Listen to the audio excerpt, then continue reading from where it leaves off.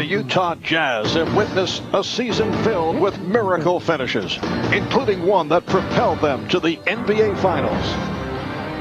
In Game 1, the stage would be set for yet another dramatic conclusion. Early on, Utah controlled the game, as the Jazz seemed impervious to the pressure of playing in their first NBA Finals. In fact, it seemed like business as usual for John Stockton and Karl Malone. The defending champion Bulls' response was led by a remarkable performance from Scottie Pippen. Fighting off a painful foot injury, Pippen asserted himself to enable the Bulls to draw even with Utah late in the game. With only seconds remaining, the question became who would seize the role of the hero. The opportunity was there for Karl Malone. But when the MVP saw his chance slip away, it was Michael Jordan who found the game in his hands as time ran out. Another miraculous finish. And tonight, another chapter will be written. Game 2 is next.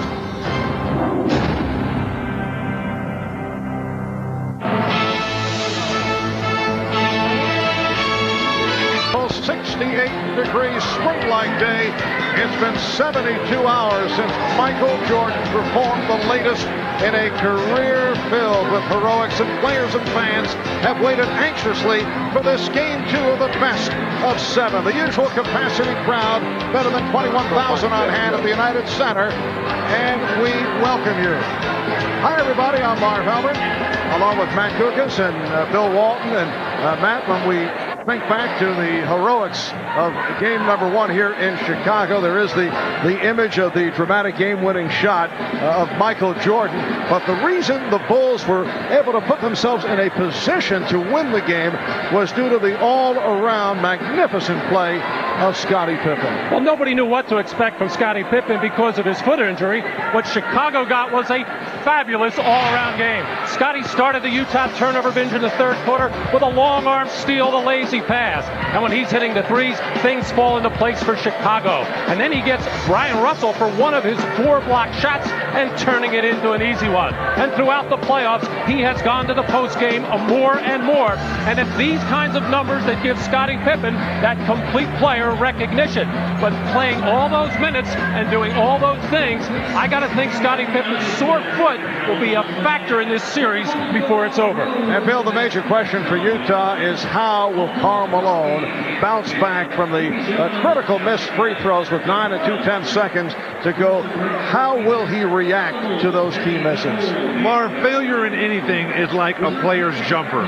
Once it leaves your hands, there's nothing you can do about it, and you've got to move on. Now, Karl Malone's agony was the worst kind of defeat, the kind where you beat yourself. You never do really get over it. But Karl's pride, his determination, and the support of his loyal teammates will ultimately make him a better player despite this embarrassing adversity. On the plus side from Game 1 for the Utah Jazz, they dominated the boards, unusual against the defending champions. They made the supporting cast stand around and watch Jordan and Pippen. The bench production for Utah was terrific. They do need to make some adjustments, the Utah Jazz. Get to the free throw line more often, particularly Karl Malone. Cut down the turnovers, an uncharacteristic 7 for John Stockton. And Ostertag has to be huge in the middle. Now, being close at the end is not enough for the Utah Jazz. They have to realize that Chicago is the type of team that as these finals roll on, they play better and better. The Jazz, they need to start going tonight, Marv. All right, so coming up is Game 2 of the best of 7 NBA Final Series. And when we return, we'll be joined by Hannah Storm and the NBA Showtime crew. We'll be back in a moment. Hannah Storm back in Chicago. Tip-off of Game 2 is just 9 minutes away. So a little bit of time for us to look at the Game 1 performances of Michael Jordan and Karl Malone. Jordan's game-winning shot on Sunday night came as time expired. And on Monday, Jordan told the media what his most memorable game winners were. My most memorable shot, 1982, is easy. The time, 18. Shot, Jordan! Michael Jordan! Cleveland is certainly easy. The inbounds pass comes into Jordan. Here's Michael at the foul line. A shot on Elo. Good! The Bulls win it! They win it!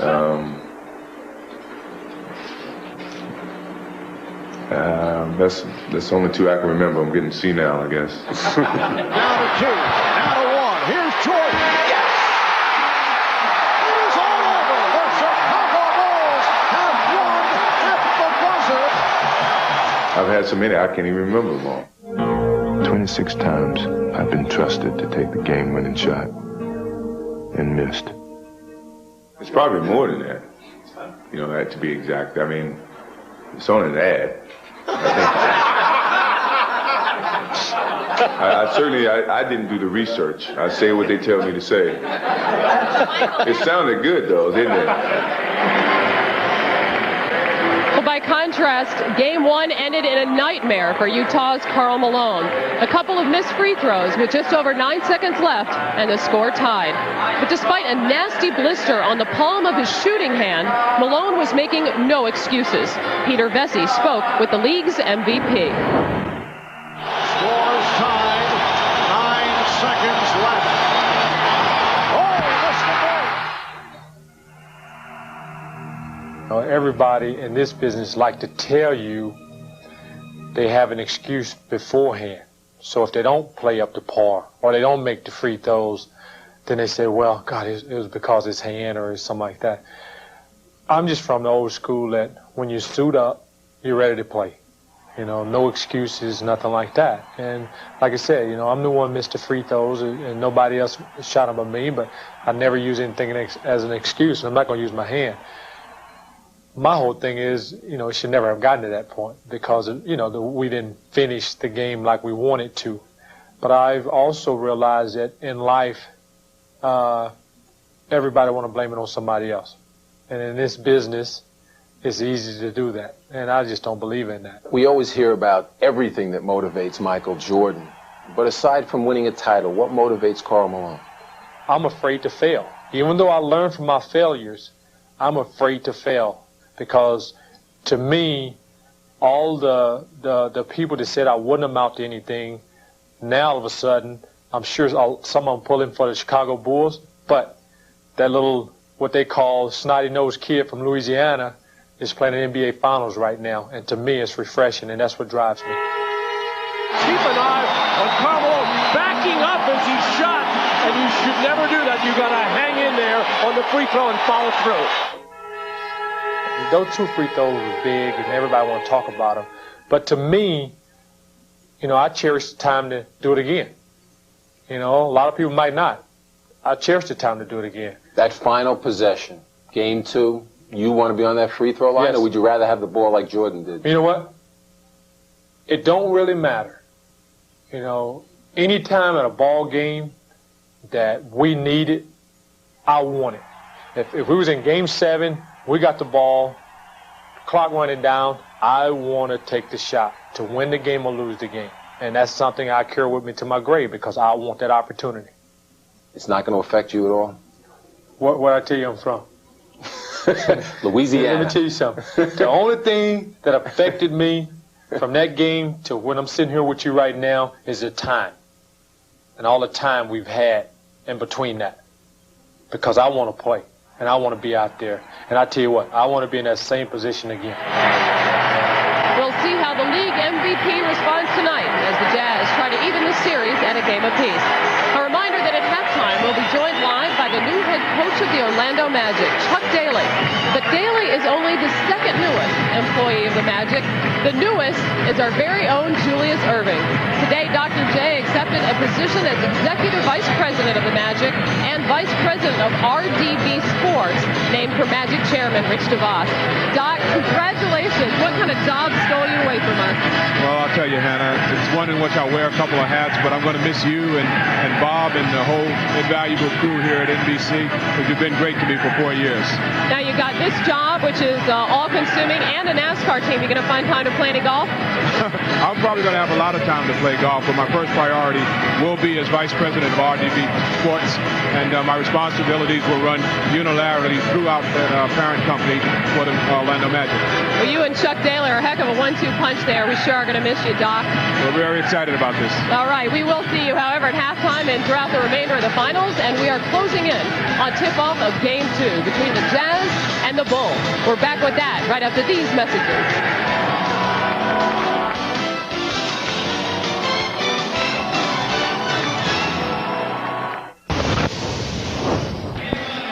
Just about 8:15 here in the Midwest. And indoors, this crowd is ready at the United Center as we check out the starting lineups. The home team has won 8 of the last 9 games in NBA Finals competition.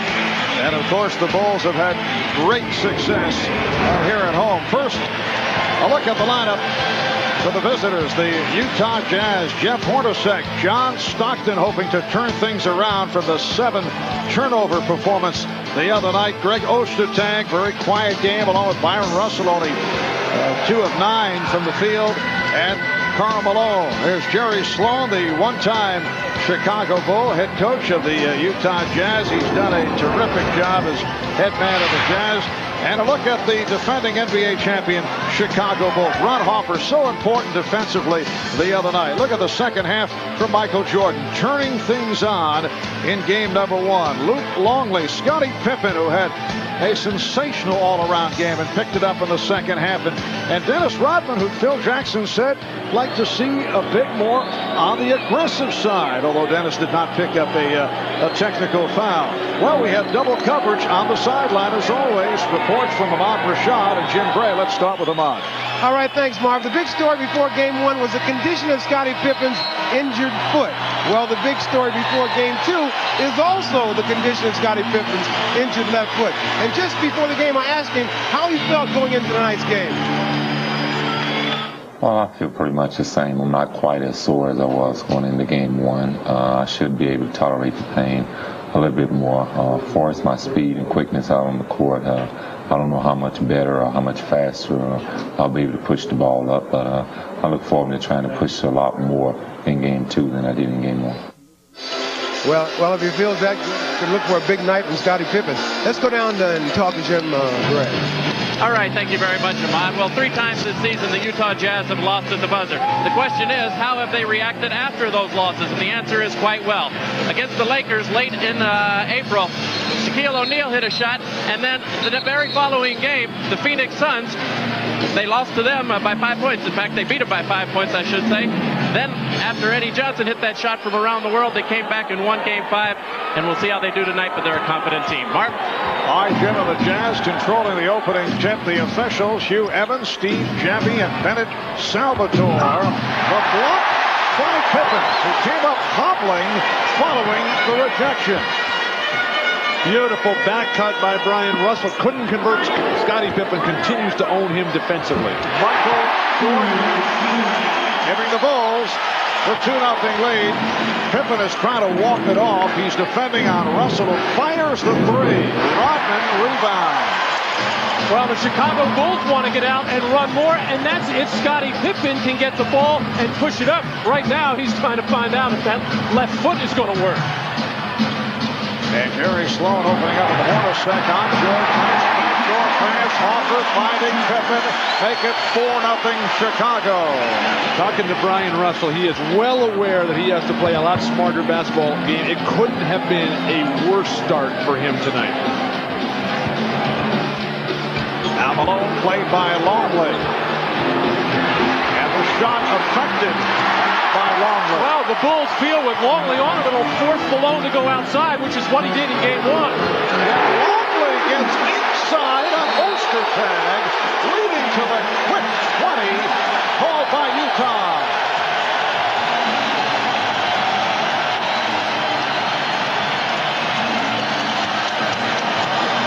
Opening sequence on the back cut there. Scottie Pippen leaves the ground the first time.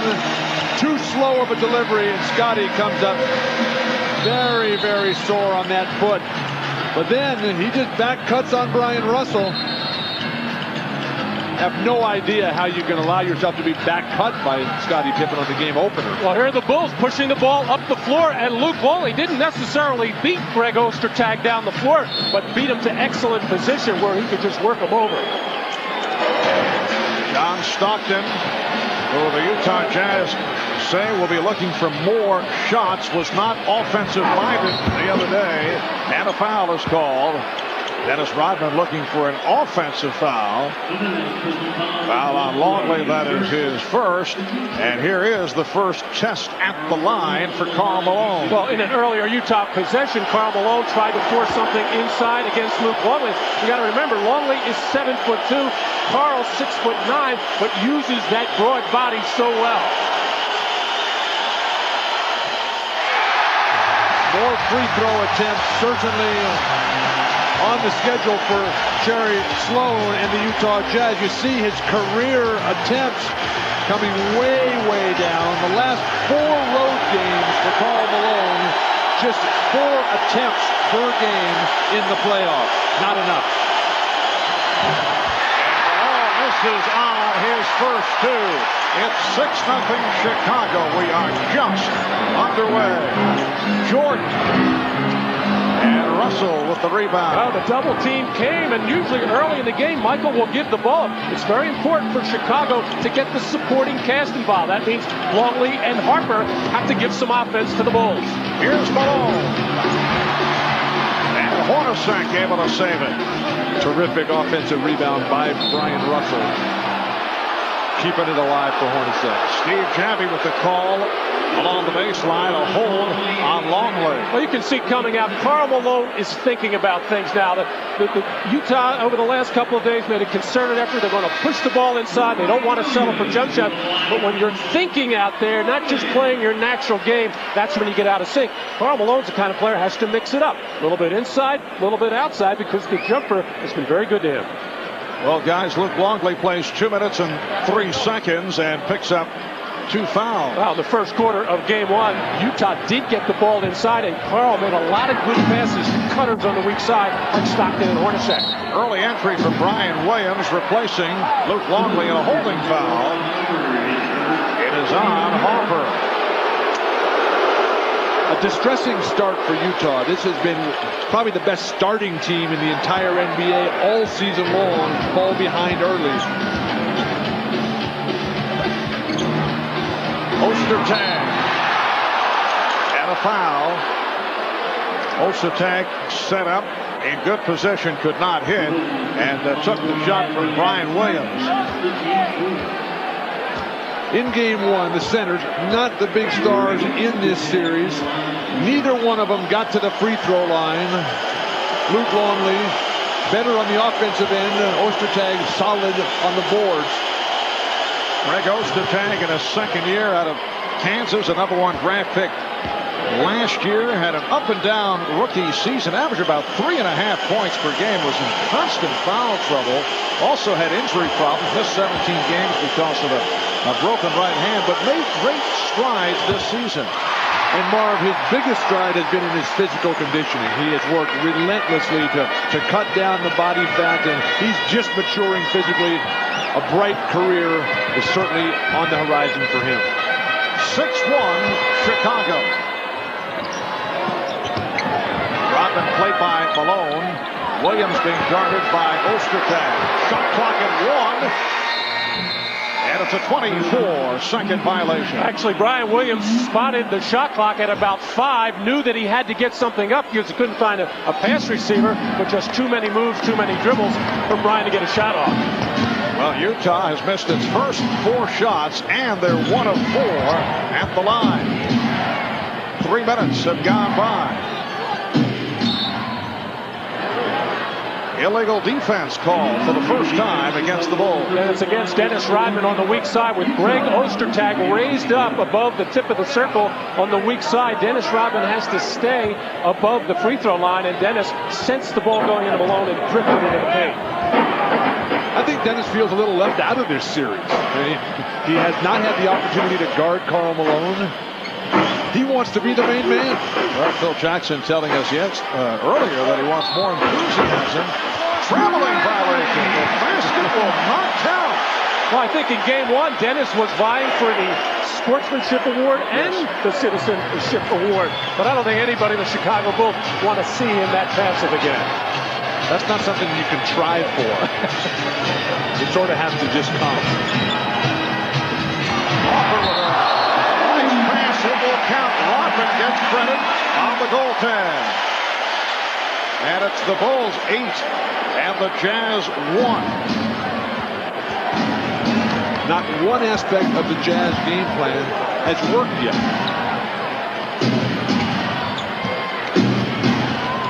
Ryan Williams guarding Karl Malone. Here comes Pippen over to help. And the call against the Bulls on a double team. Foul on Williams. That is his second. The Jazz are being successful in drawing fouls, which is outstanding. That'll get the Bulls back on their heels. But Jerry Sloan, before the game, talking about how got to take care of the ball. Second foul now on Brian Williams. Take care of that ball. Run the floor a lot harder. And put points on the board. 82 will not get it done from game 1. And what a difference between games 1 and 2 in terms of going to the foul line of that opening game of the series on Sunday. The two teams combined for 17 for 26 at the line. The 17 made free throws, and the 26 free throw attempts were new finals records. Fewest made, both teams combined. But Utah spending the time at the line here at the start. Not necessarily taking advantage, but they're going to the line. Well, throughout the playoffs, Utah has gone to the line 30 times a game. Their opponents of 32, so they'll give you the opportunity to match them there. Off the steal, Stockton able to handle. Be nice to see Utah convert these into fast break points. Ryan Russell still can't find the range, but fortunately, Karl Malone is a demon on the boards. Utah 0 for 5 here at the start. Stockton with the step, and that is their first field goal. Well, there's a case that Greg Harper expecting a pick and roll, forcing John Stockton towards the baseline, and Brian Williams came up with Karl Malone, and that opened up the driving lane. Bulls 8, Jazz 5. We are just underway. Off with a wild shot. Great move by Jordan, able to hang to adjust to get the pass to Harper. Fast break opportunity. Convert. Hornacek for 3. Rodman lost it, but recovered by Williams. And here's Jordan with the Jazz getting back. Marv, the Bulls' interior passing has been very sharp early. Harper and Jordan particularly. Shot clock at 7. Jordan, yes. And that is his second field goal. Bulls lead 10-5. Well, this is the kind of execution that the Bulls got quite a bit of in game 1. Just a little pin down for Michael Jordan in the lane. And what Jerry Sloan wants his team to be more physical. Just don't let people come to that screen. Make sure you bump that screener so he doesn't get a good shot at the body.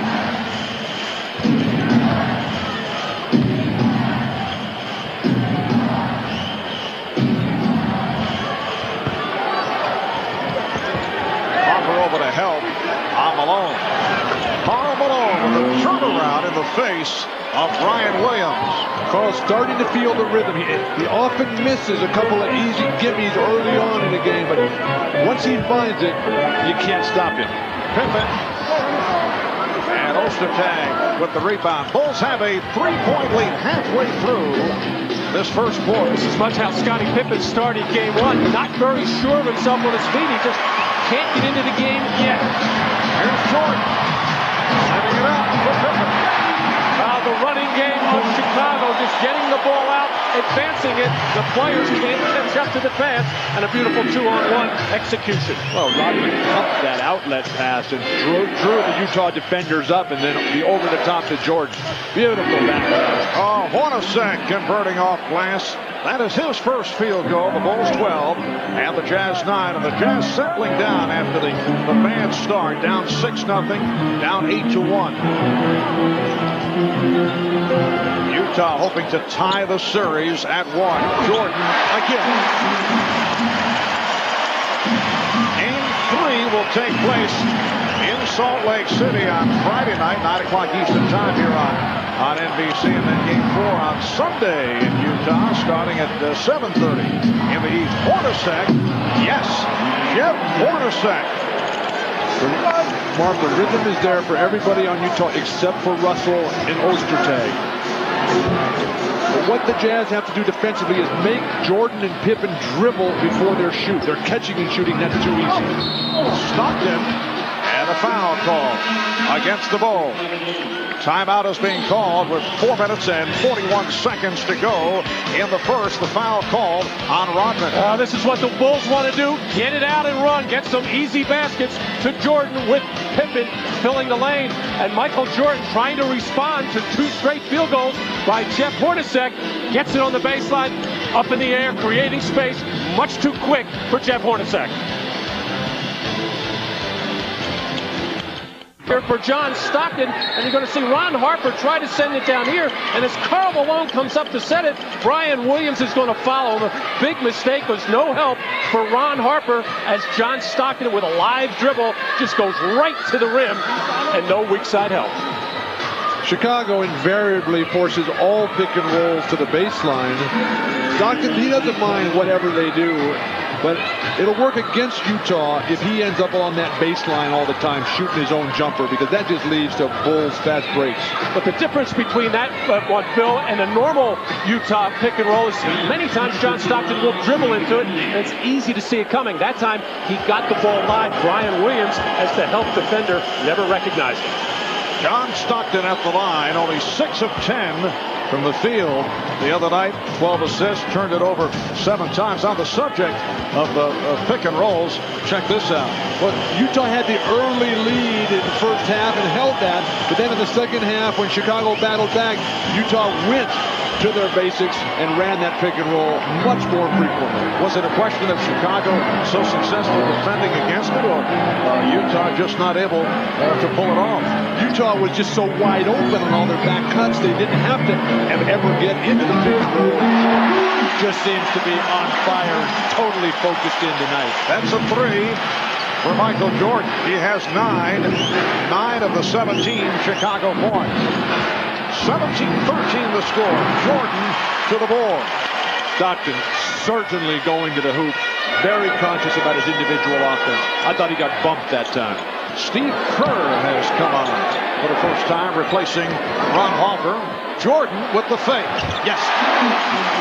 Well, that last 3-pointer on the play before, not just an ordinary one. Michael Jordan absolutely frigid from 3, 5 for 42 coming into this game. In fact, before game 1 said he wasn't even going to look for it, shooting 12%. There's Malone getting inside, will not count. Offensive foul.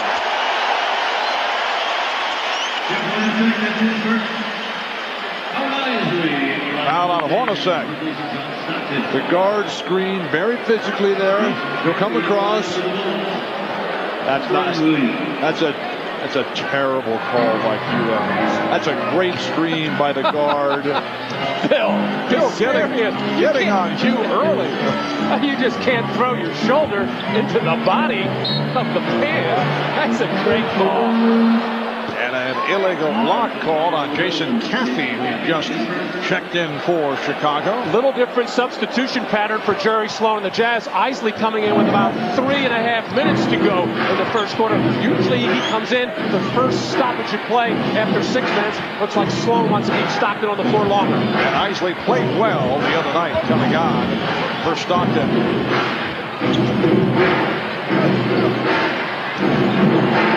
Here's Russell.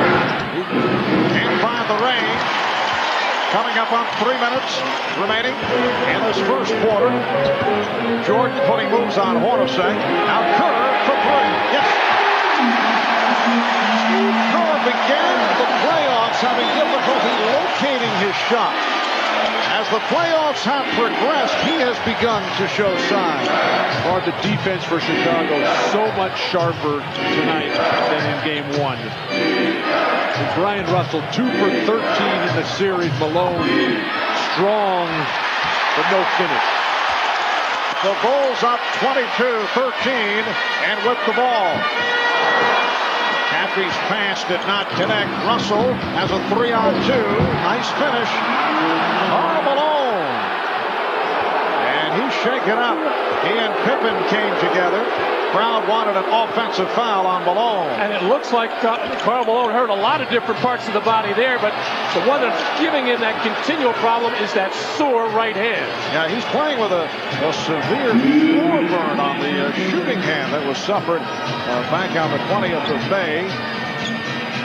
Bulls lead by 7. Kept alive by Caffey.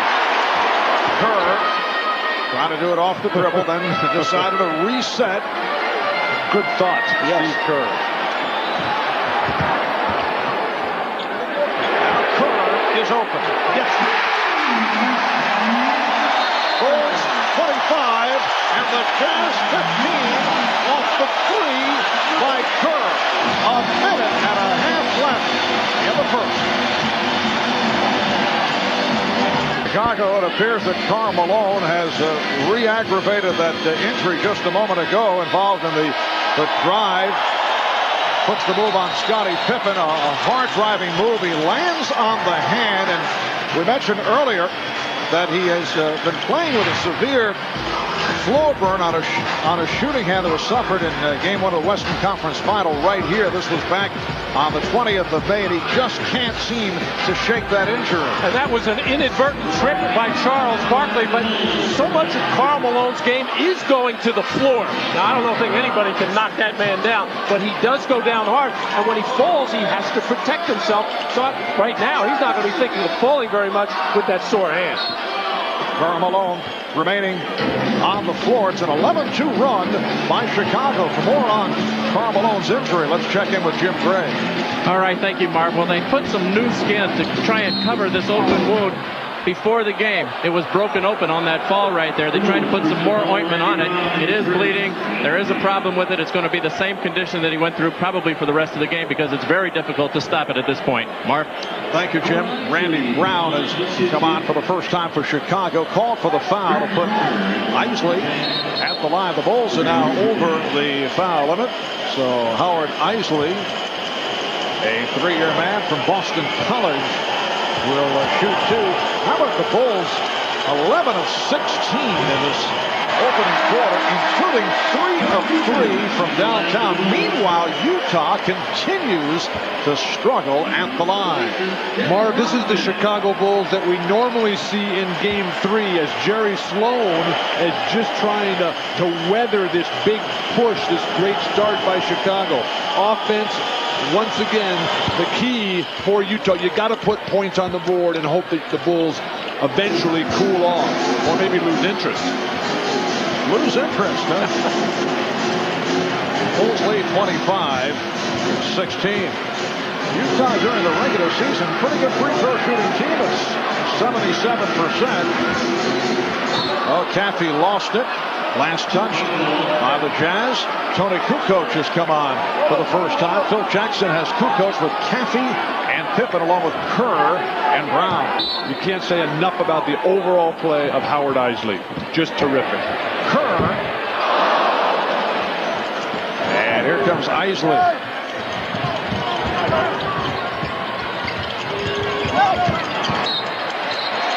Isley trying to find Malone, but it was deflected out. Rick Foster, one-time Chicago Bull, has come on for the first time wearing number 44 and matched up with Scottie Pippen. And Malone couldn't find anyone. Has to call a timeout. A waste of a timeout there. You see a little bit of frustration on Karl Malone's face. Jerry Sloan, livid inside. You got to execute your inbound play. Phil, I don't think it's a waste of a timeout. You get plenty with the extra timeouts for TV. Possessions in a low-scoring game, much more important. So I'm Jim Gray. During that entire timeout, Karl Malone tried to stop the bleeding on the open wound of his right shooting palm. He's unable to do so. The problem is with Mike Shiminsky and the trainers, they can't tape that up, Marv, because he then wouldn't be able to hold the ball. And with the sweat and the constant banging, it's going to be an ongoing problem, probably until the offseason. Marv? All right, thanks, Jim. We saw that ongoing problem right throughout the opening game here on Sunday. Shot clock is down to 7. Here's Russell. Oh, he went glass. Very fortunate. I don't know if that was the intent. Ryan Russell has to play great basketball for the Utah Jazz. He reminds me so much of a young Scottie Pippen, still trying to play with athleticism rather than skill. He'll get there soon, though. Ryan Russell, fourth year in the NBA out of Long Beach State, a second-round draft pick. Scottie Pippen. And rebounded by Jeff Hornacek. We are down to 15 seconds to go in the quarter. The Bulls lead 25-18. So that timeout by the Jazz not only saved the possession, they got a bucket out of it, albeit a suspect one. Final seconds of the first quarter. Isley. Oh, the runner by Isley. 1 and 6/10 seconds to go. Here's Kukoc with the two-hand set. Good shooting, opening quarter by Chicago. 11 of 19 overall. Michael Jordan led the way with 11. Utah finished with 5 consecutive points. And it's the Bulls by 5 after 1. You're watching the NBA on NBC. You're watching the NBA Finals on NBC.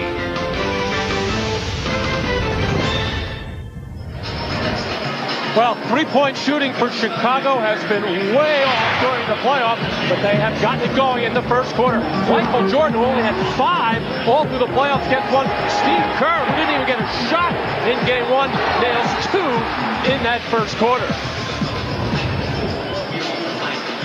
Just 31% in the playoffs, 6 for 16 in game 1, but a good start here tonight. Utah listening to their coach Jerry Sloan. He wanted him to get to the foul line more. They took 10 free throws in the first quarter, 11 total for in game 1. Only 2 turnovers. They're just down 5.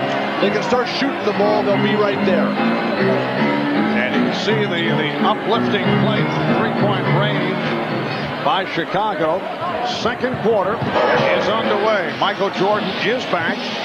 Shandon Anderson, the rookie from Georgia, has checked in for the first time. Chris Morris on the floor for the first time. And here's Malone over Caffey. Caffey played him well. A little bit of a force there by Carr.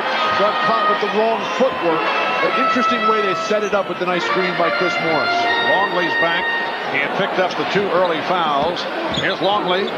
Lost it. And recovered by Malone. Stockton back very quick in this game, even though Isley was playing perfect basketball. Utah scoring the final 5 points of that first quarter. Here's Malone going to the running hook. Utah's going to need a lift from Chris Morris with Brian Russell's game way off and Kukoc guarding Morris. They got to look for some shots for Chris. Karl Malone now 2 of 7 from the field. Caffey coughed it up. Terrific recovery defense by the Jazz. An underrated defensive team. Underrated? I think they're one of the best defensive teams in the league. Low field goal percentage for opponents, play basic, solid defense, and a good defensive rebounding team. Bill is referring to his own rotisserie league. But unlike the Chicago Bulls, they don't have one guy who you would say, now that's a great defensive player who can just shut down the other team the way the Bulls have Jordan, Pippen, and Rodman. Well, of course, they don't have those 3 guys.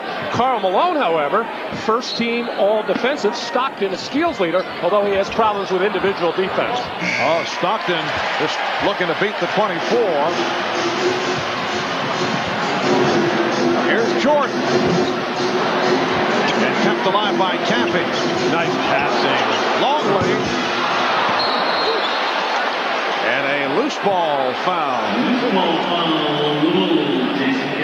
It is on Caffey. That is his second. 2 minutes gone by in the second quarter. Neither club has scored. Here in the second, Ryan Williams checking back in, replacing Jason Caffey. Marv, in game 1, the Jazz controlled the boards throughout the game. Early on here, Chicago back to their customary position, up 15-10 on the glass. Get Antoine Carr off here for the Utah Jazz. He needs a jumper. And Carr tripped up. Foul on Williams. That's 3 on Brian Williams. It leads to a timeout. Well, these aerial views of Chicago being brought to you by Goodyear. Marv Albert, Matt Gujas, Bill Walton, Bob Rashad, Jim Gray. 9:53 to go in the first half, and the Bulls lead the Jazz 25-20. Now for Karl Malone, the best way to exercise the negativism from the end of game one is to come out with a huge offensive game. It has not been the case. Everything has been short, the front of the rim, and after every time something doesn't go down for him, he looks at that right hand and that big gaping wound as big as the Grand Canyon right now as Karl takes his regular breather. Jerry Sloan telling us that he substitutes much more by the clock than he does by how the flow of the game goes.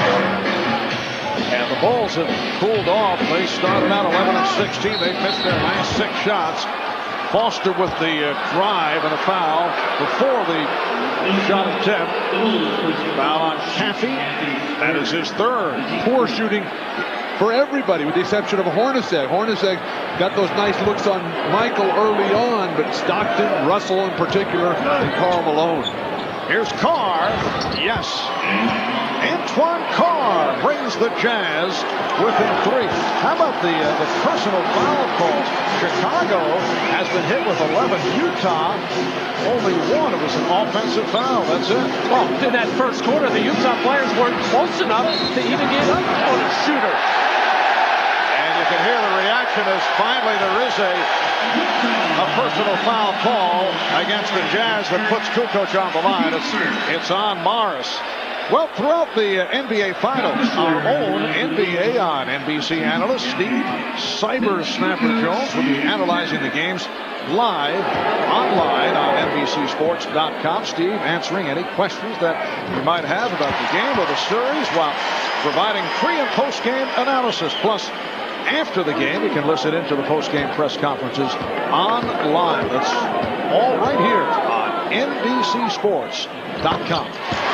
I'm going to disagree with you, Matt, on the fouling situation for the Utah Jazz. This is a non-fouling team in general. They play great position defense. They don't gamble. This is not a dirty and illegal team. And they haven't fouled. Great pass. And Carr, wide open, takes advantage. Antoine Carr, a 13-year veteran out of Wichita State. A guy who's made the rounds, provides toughness off the bench. That's his 2nd field goal. 3-point Chicago lead. Here's Kerr for 3. And the ball back to the Jazz. Shandon Anderson, Marv, quick down on the double team and able to rotate back. I don't know if they move the 3-point line out as they're talking for next year, if the guards will be able to do that. Double down and still rotate out. Well, the good thing about it is that teams will play different kinds of basketball. It'll open up more driving lane, more middle distance shooting instead of just the inside and just the threes. Michael Jordan was asked about the change of the distance. He said the way he's been shooting his threes, it doesn't matter. Judd Bushler, who just checked in, able to handle the box out. Here's Rodman. That's by Carr. Chicago's gone nearly 5 minutes without a field goal. They've missed their last 7 shots. Kukoc making 8 straight misses. Anderson with the rebound. For Utah's bench, this is something that's happened throughout the playoffs. Oh, the pass. Stockton finding Anderson, but he could not convert. Stockton is back for Jordan. Kerr for 3. They cannot buy one. The Bulls unable to take advantage of the situation where Utah not shooting the ball well. Karl Malone got off to a poor start in this game, yet Utah right in it. Chicago over its last 9. Carr putting moves on Rodman. Not really Antoine's shot. The step under, looking for the foul, barking at Salvatore. And now Chris Morris defending on Michael Jordan. Foul is called against the Jazz. A hold. Don Foster. That's his first. And for Utah, their 2nd team foul. Michael looking longingly over at Phil Jackson for a little direction here, trying to figure out what they can run to get a score. But just let him shoot. Do whatever he wants.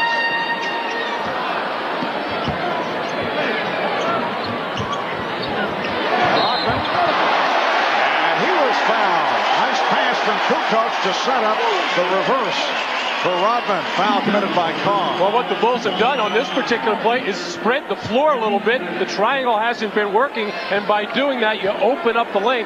Nice feed by Tony Kukoc, and right after that pass, Michael Jordan went over to Tony and got into his ear a little bit, saying, come on, you got to pick it up a little bit. You got to make some things happen. Not so much shooting from the perimeter, but put the ball on the floor and create. Scottie Pippen returning for Tony Kukoc. How about this, guys? We played about 5 minutes, and thus far in the second quarter, Utah with 4 points, and Chicago with 4. But the beauty of both these teams, we saw it on that last play, is that there's so much movement without the ball. There's guys not just standing around watching others play with it. Antoine Carr delivers. Oh, make a shot. One time, please. Bulls have missed their last 9 shots. 6.5 minutes without a field goal. Yet they lead 29-24. Now Jordan putting moves on Anderson. Yes. Well, that ends the streak. Well, that's the offense that Phil Jackson was telling Michael to run. Chicago leads by 7. You hear the chant of defense. Well, small Chicago team out there right now. Utah should be taking it to the rim because there's just no shot blocking out there unless a Jordan or a Pippen come over. Whoa! Morris from way downtown. Like I said, take the ball to the rim or shoot from 30 feet. We did discuss in the pregame meeting how Chris Morris, this would be his breakout game. Chris Morris from beyond area code range. Michael Jordan going one-on-one. The Jazz will live with this. You make him put it on the floor 2 or 3 times, he is going to score. And then Chris Morris comes off a pick, looking to just keep the continuity going. He said, hey, I've been on the bench so long, I'm putting one up no matter what. We have 5 minutes and 57 seconds to go in the second quarter. The Bulls lead by 4.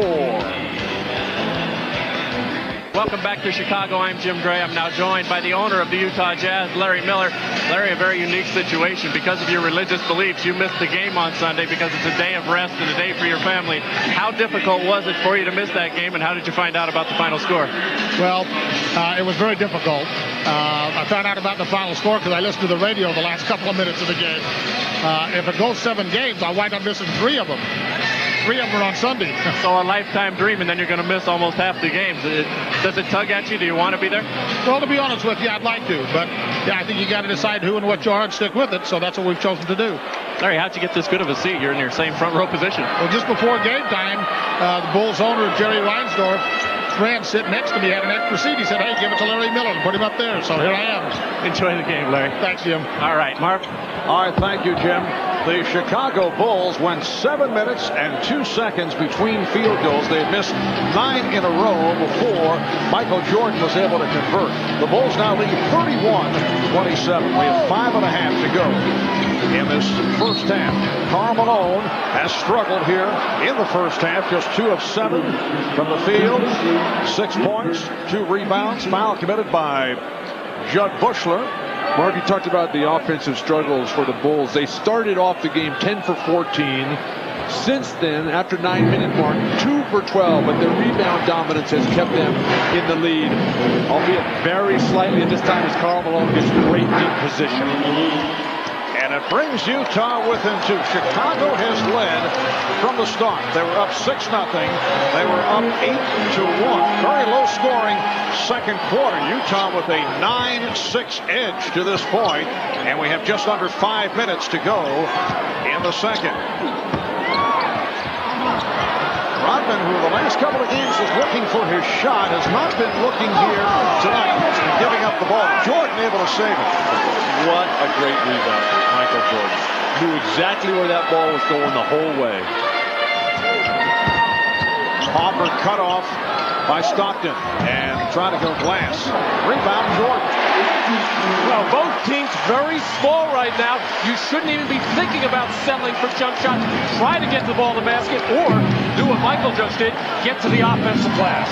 And Jordan with 15 points, 8 rebounds, 4 assists. Bulls have a 4-point advantage. Now Rodman defending against Malone, who lost the dribble. Harper over to steal, and it's knocked out of bounds by Malone. Oh, terrific defensive help by Ron Harper as Rodman, in all kinds of difficulty, slopped on the play, bailed out, but Rodman came down to help him out. Bill, several of the Utah players have been saying they're not accustomed to the long arms reaching in on the part of the Bulls, talking about Harper and Pippen and Jordan. They rarely see that. Chris Morris knocked it out of bounds right there. Marv, that was a great move from the early championship years with B.J. Armstrong when he was the guard. When Orlando went with their big guards, Nick Anderson and Penny Hardaway, they got rid of all the little guys and brought in the Rodmans and the Harpers and the Koo coaches, because those are the guys that can create those passing lane difficulties for the opponents.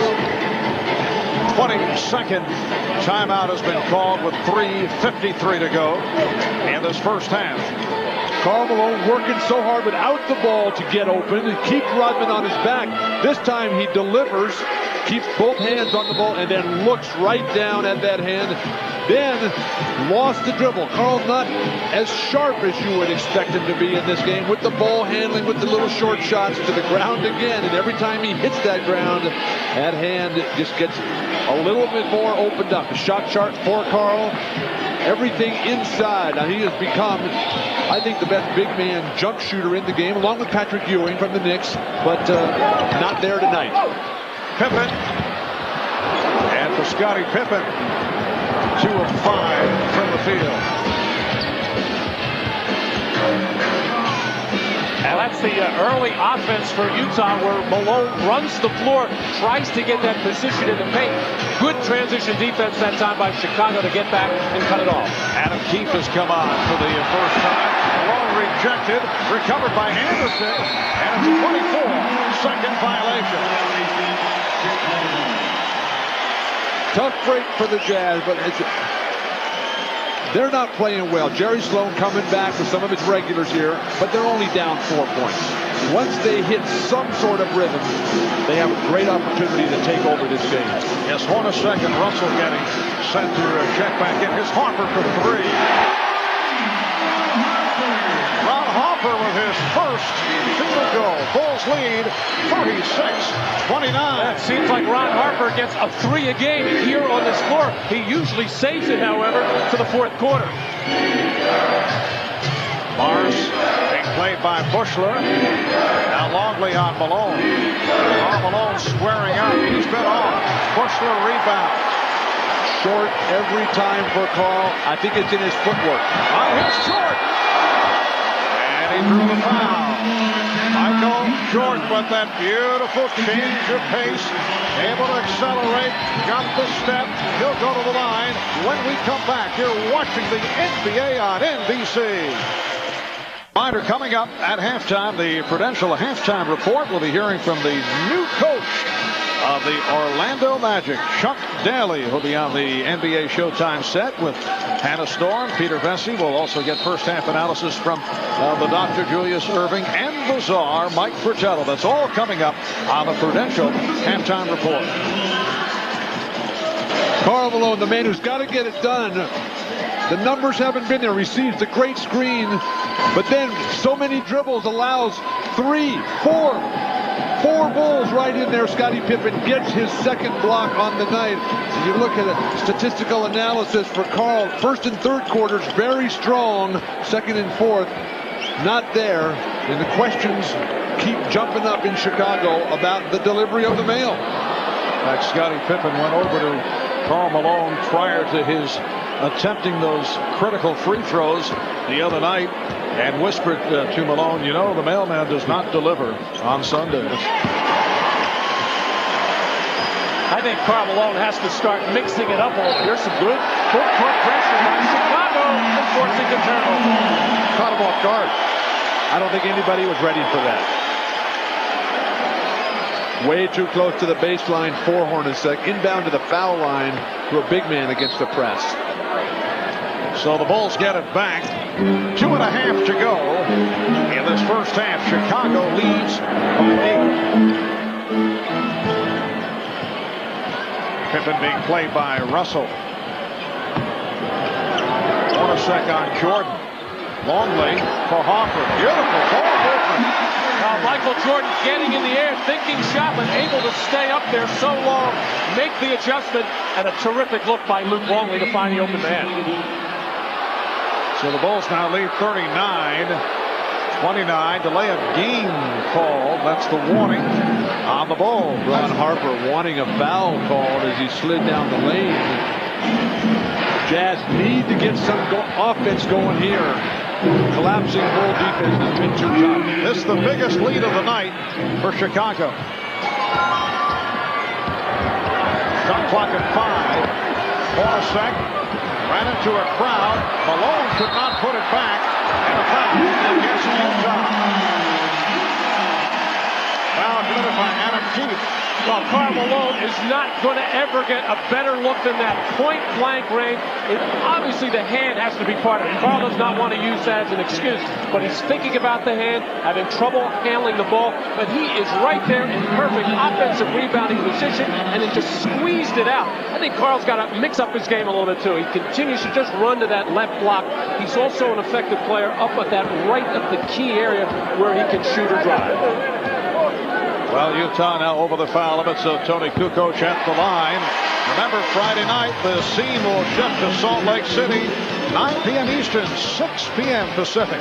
That'll be Game 3 of the NBA Finals. Michael Jordan and the Bulls going up against Karl Malone. John Stockton of the Utah Jazz.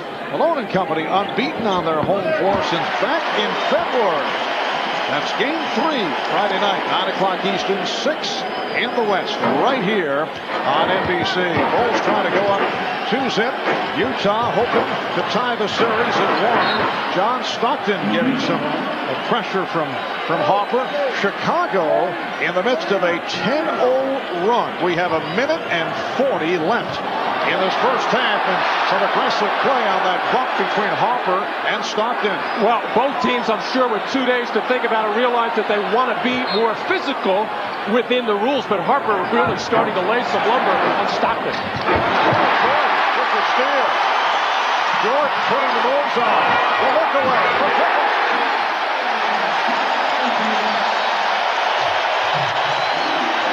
12 unanswered by Chicago.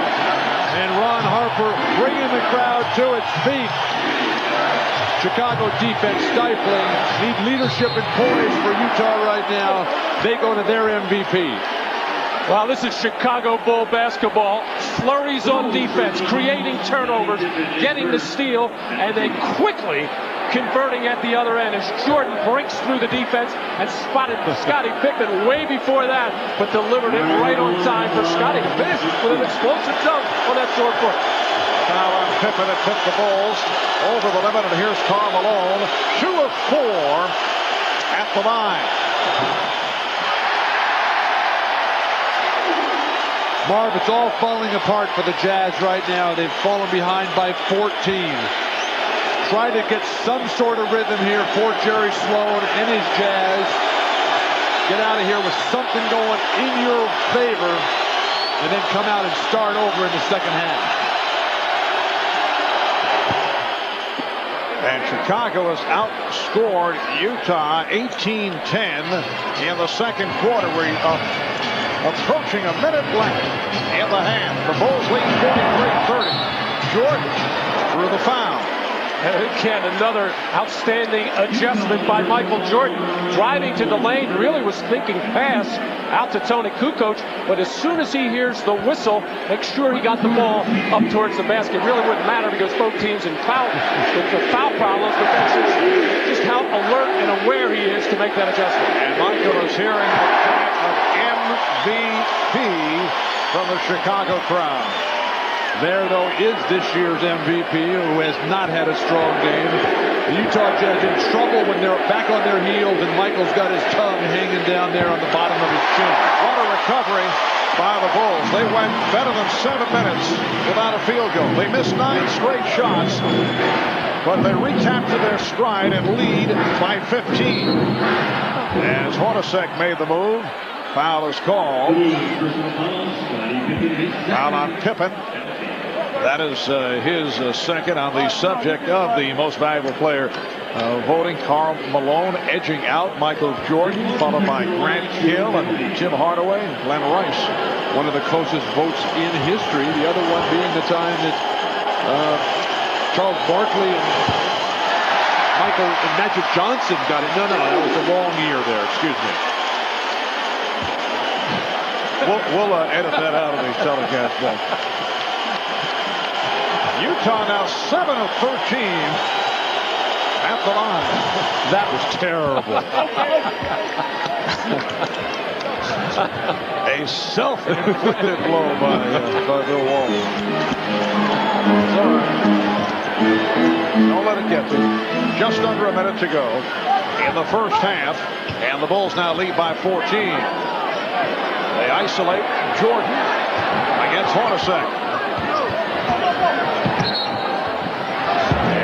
Salvatore, the outside official, indicating a pushing foul on Utah.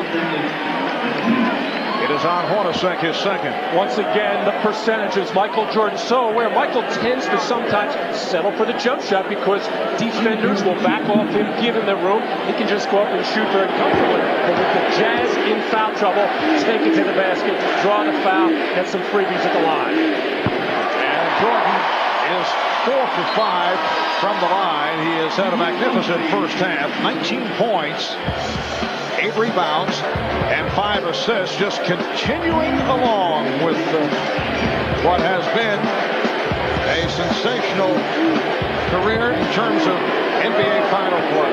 And the amazing thing about these finals, like last year against Seattle, Michael is not really shooting the ball that well. He's had some streaks, but he's not satisfied with his shooting.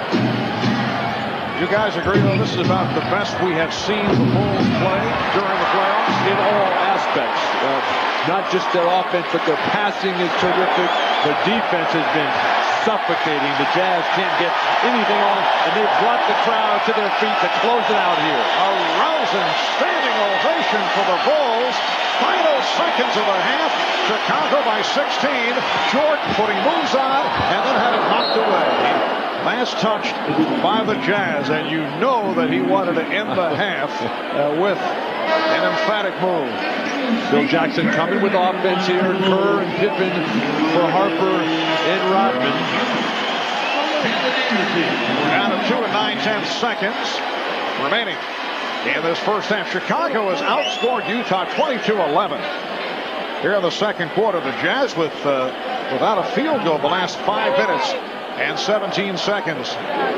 Well, the Bulls wanted it for a side out of bounds play, but the ball did not go over the rim, ruled by the official, so it's obviously underneath. And Kukoc will throw in. Finds Jordan, who fires. That's the end of the first half. Mastery by the Chicago Bulls. They lead the Jazz 47-31. Jordan with 20, Malone with just 9 will be joining Hannah Storm for the Prudential halftime report right after these messages. Along with Bill Walton and Matt Guokas, a 16-point lead for the Bulls over the Jazz in this game 2 of the best of 7 NBA Finals series, and the Chicago Bulls just dismantled the Utah Jazz in the second quarter. They outscored them 22-11. Let's check out the Miller Lite halftime statistics. First of all, the scoring rundown for the Chicago Bulls, who shot just under 46%, 12 of 27 from 2-point range. Well, so much of their offense was generated by their defense. Got out and ran more. Didn't get a lot of fast break points, but Michael Jordan starting to find his touch, and that is bad news for Utah. And Michael Jordan overall 20 points on 7 out of 14. I'll look at the Jazz rundown. The offense just non-existent there, Mar. They couldn't shoot a lick, 31%, resulting in basically no assist for a very good passing team. Karl Malone struggled mightily. He's the guy who's got to get it done. No perimeter shots really went down for him. Lots of easy misses. The shots have been there for the Jazz. They just haven't been able to knock them down, including from the free throw line, Marv. Not a good sign for Utah. Overall, Bill Malone in his 20 minutes, 3 of 12 from the field. We'll be back in a moment.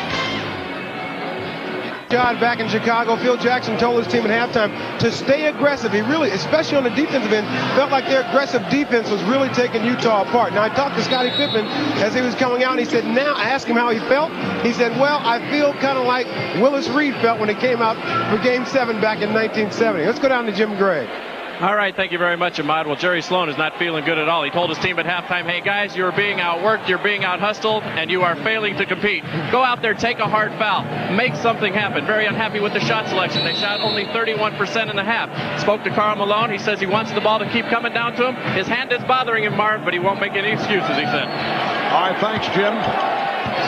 Only one team in NBA history, the 1948 Baltimore Bullets, have ever come back from more than 15 points down at halftime to win a finals game. The Bulls have a 16-point advantage on the Jazz as this third quarter gets underway. And that's the kind of aggressiveness Jerry Sloan is looking for. Brian Russell knocking the ball loose and getting on the floor and getting after it.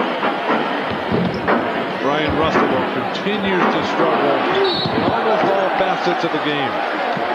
He's really relying far too much on his athleticism rather than just on good, smart basketball plays. And the foul called on Greg Ostertag.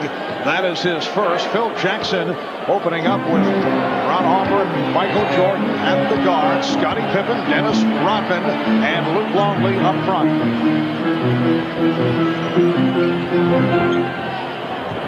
Harper played by Stockton. Harper got the step. Rodman passed on the shot, and now a two-hander.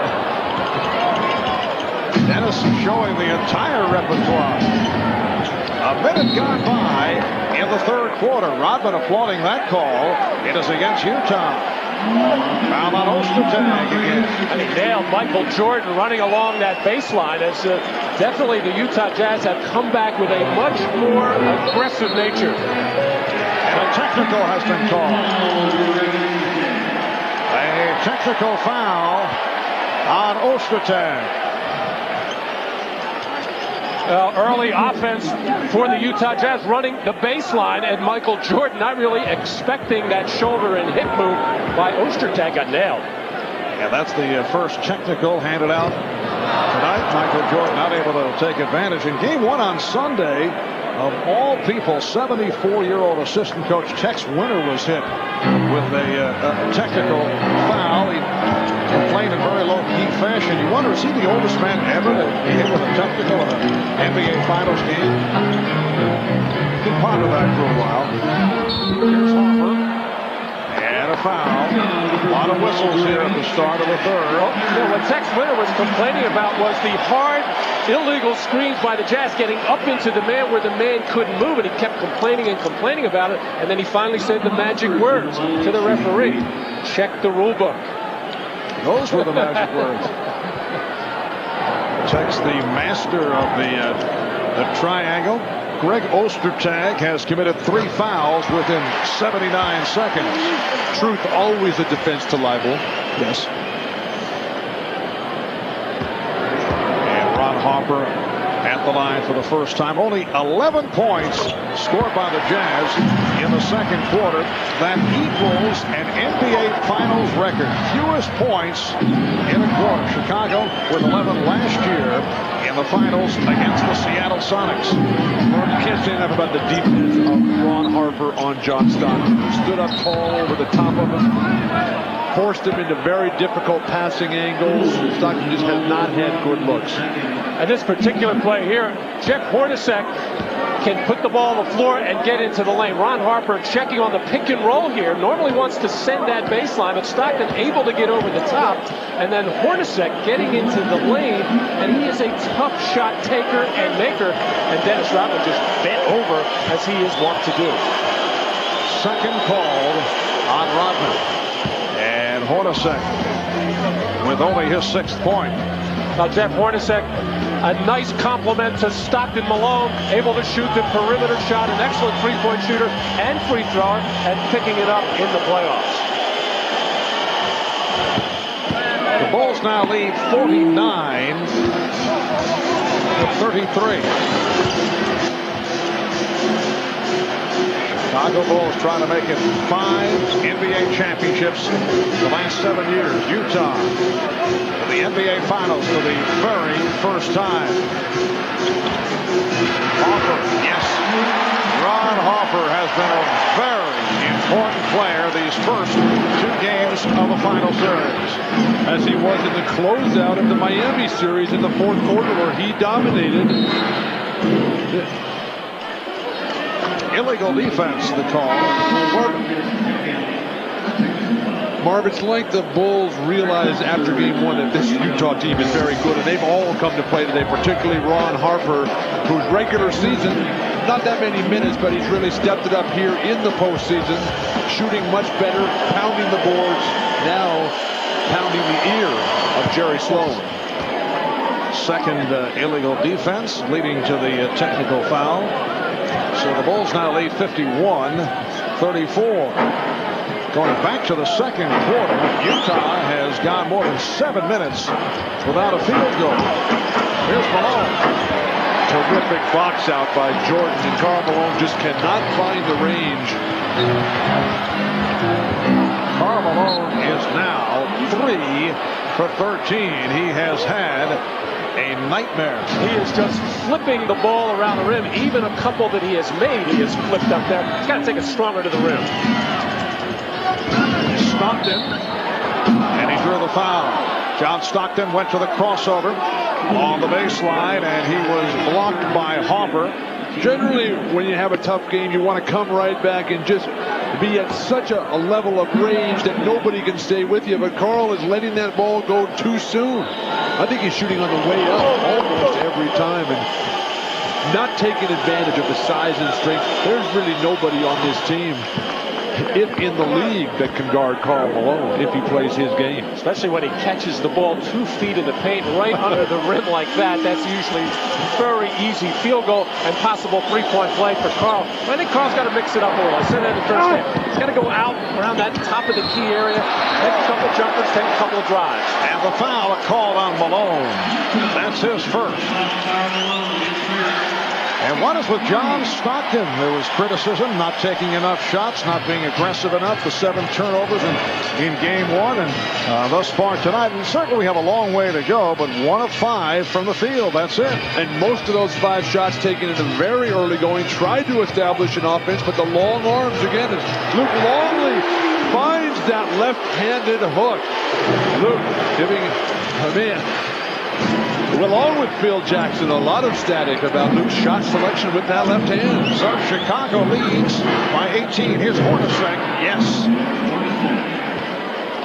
So the Jazz finally able to find the range. Well, come playoff time, and especially in the finals, it's so hard to run set offense. The defense is so good, they take you out of it. Yet Utah continues to try to run that set offense against sticky defense. Traveling violation on Longley.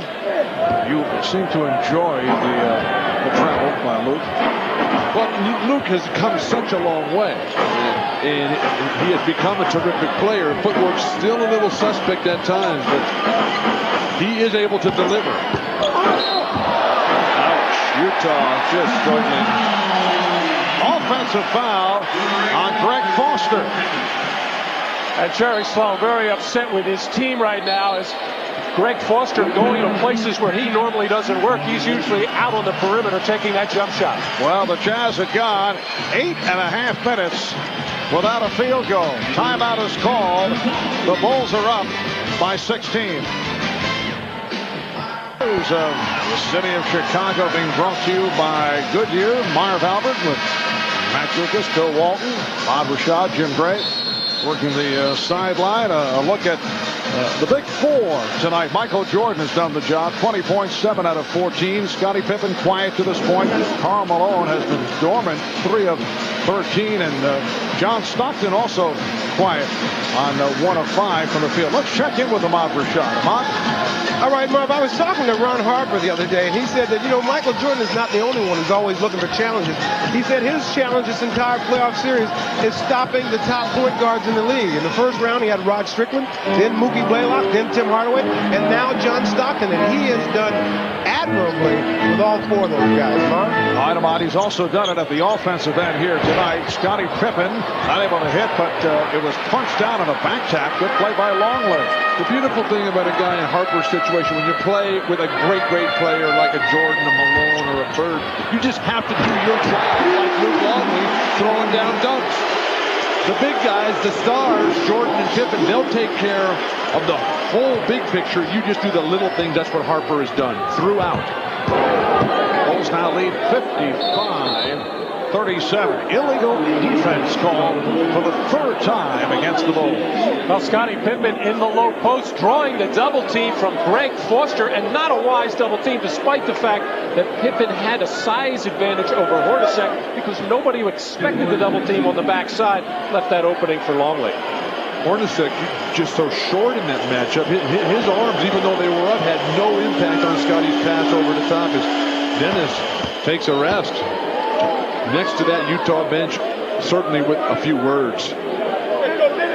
I think Utah has to switch it up a little bit. The inside game is not working right now. They got to look for more pick and rolls. It was successful to some degree in the first half. I think there are something like 7 out of 13 successes on their pick and rolls, and especially when Utah runs it at the top of the floor. Tough for Chicago to defend that. And Tony Kukoc has made his return. Dennis Rodman hearing it from the crowd. 7 rebounds, 4 points for Rodman. Kukoc played 9 minutes in the first half. Pass from Malone, finding Foster, but he was blocked. Foster retrieves. Malone. Karl Malone with the stuff off the setup from Foster. And all set up by that high pick and roll and some good passing. And Karl not worrying about that sore hand on that power dunk. Harper, yes. Bulls lead 57-40. But Jerry Sloan is just going nuts on the sideline over there. Blocking foul, tough call against Harper. I don't really think this has been a numbers game. It's been a hustle game. Jim Gray has been reporting that Jerry Sloan has just been so disappointed with the team's hustle. Finally, Karl Malone gets free because of the quickness of Foster and the continued motion. But right now, the Bulls just sharper, quicker in every aspect. Utah struggling to find anything. Open opportunity for Kukoc.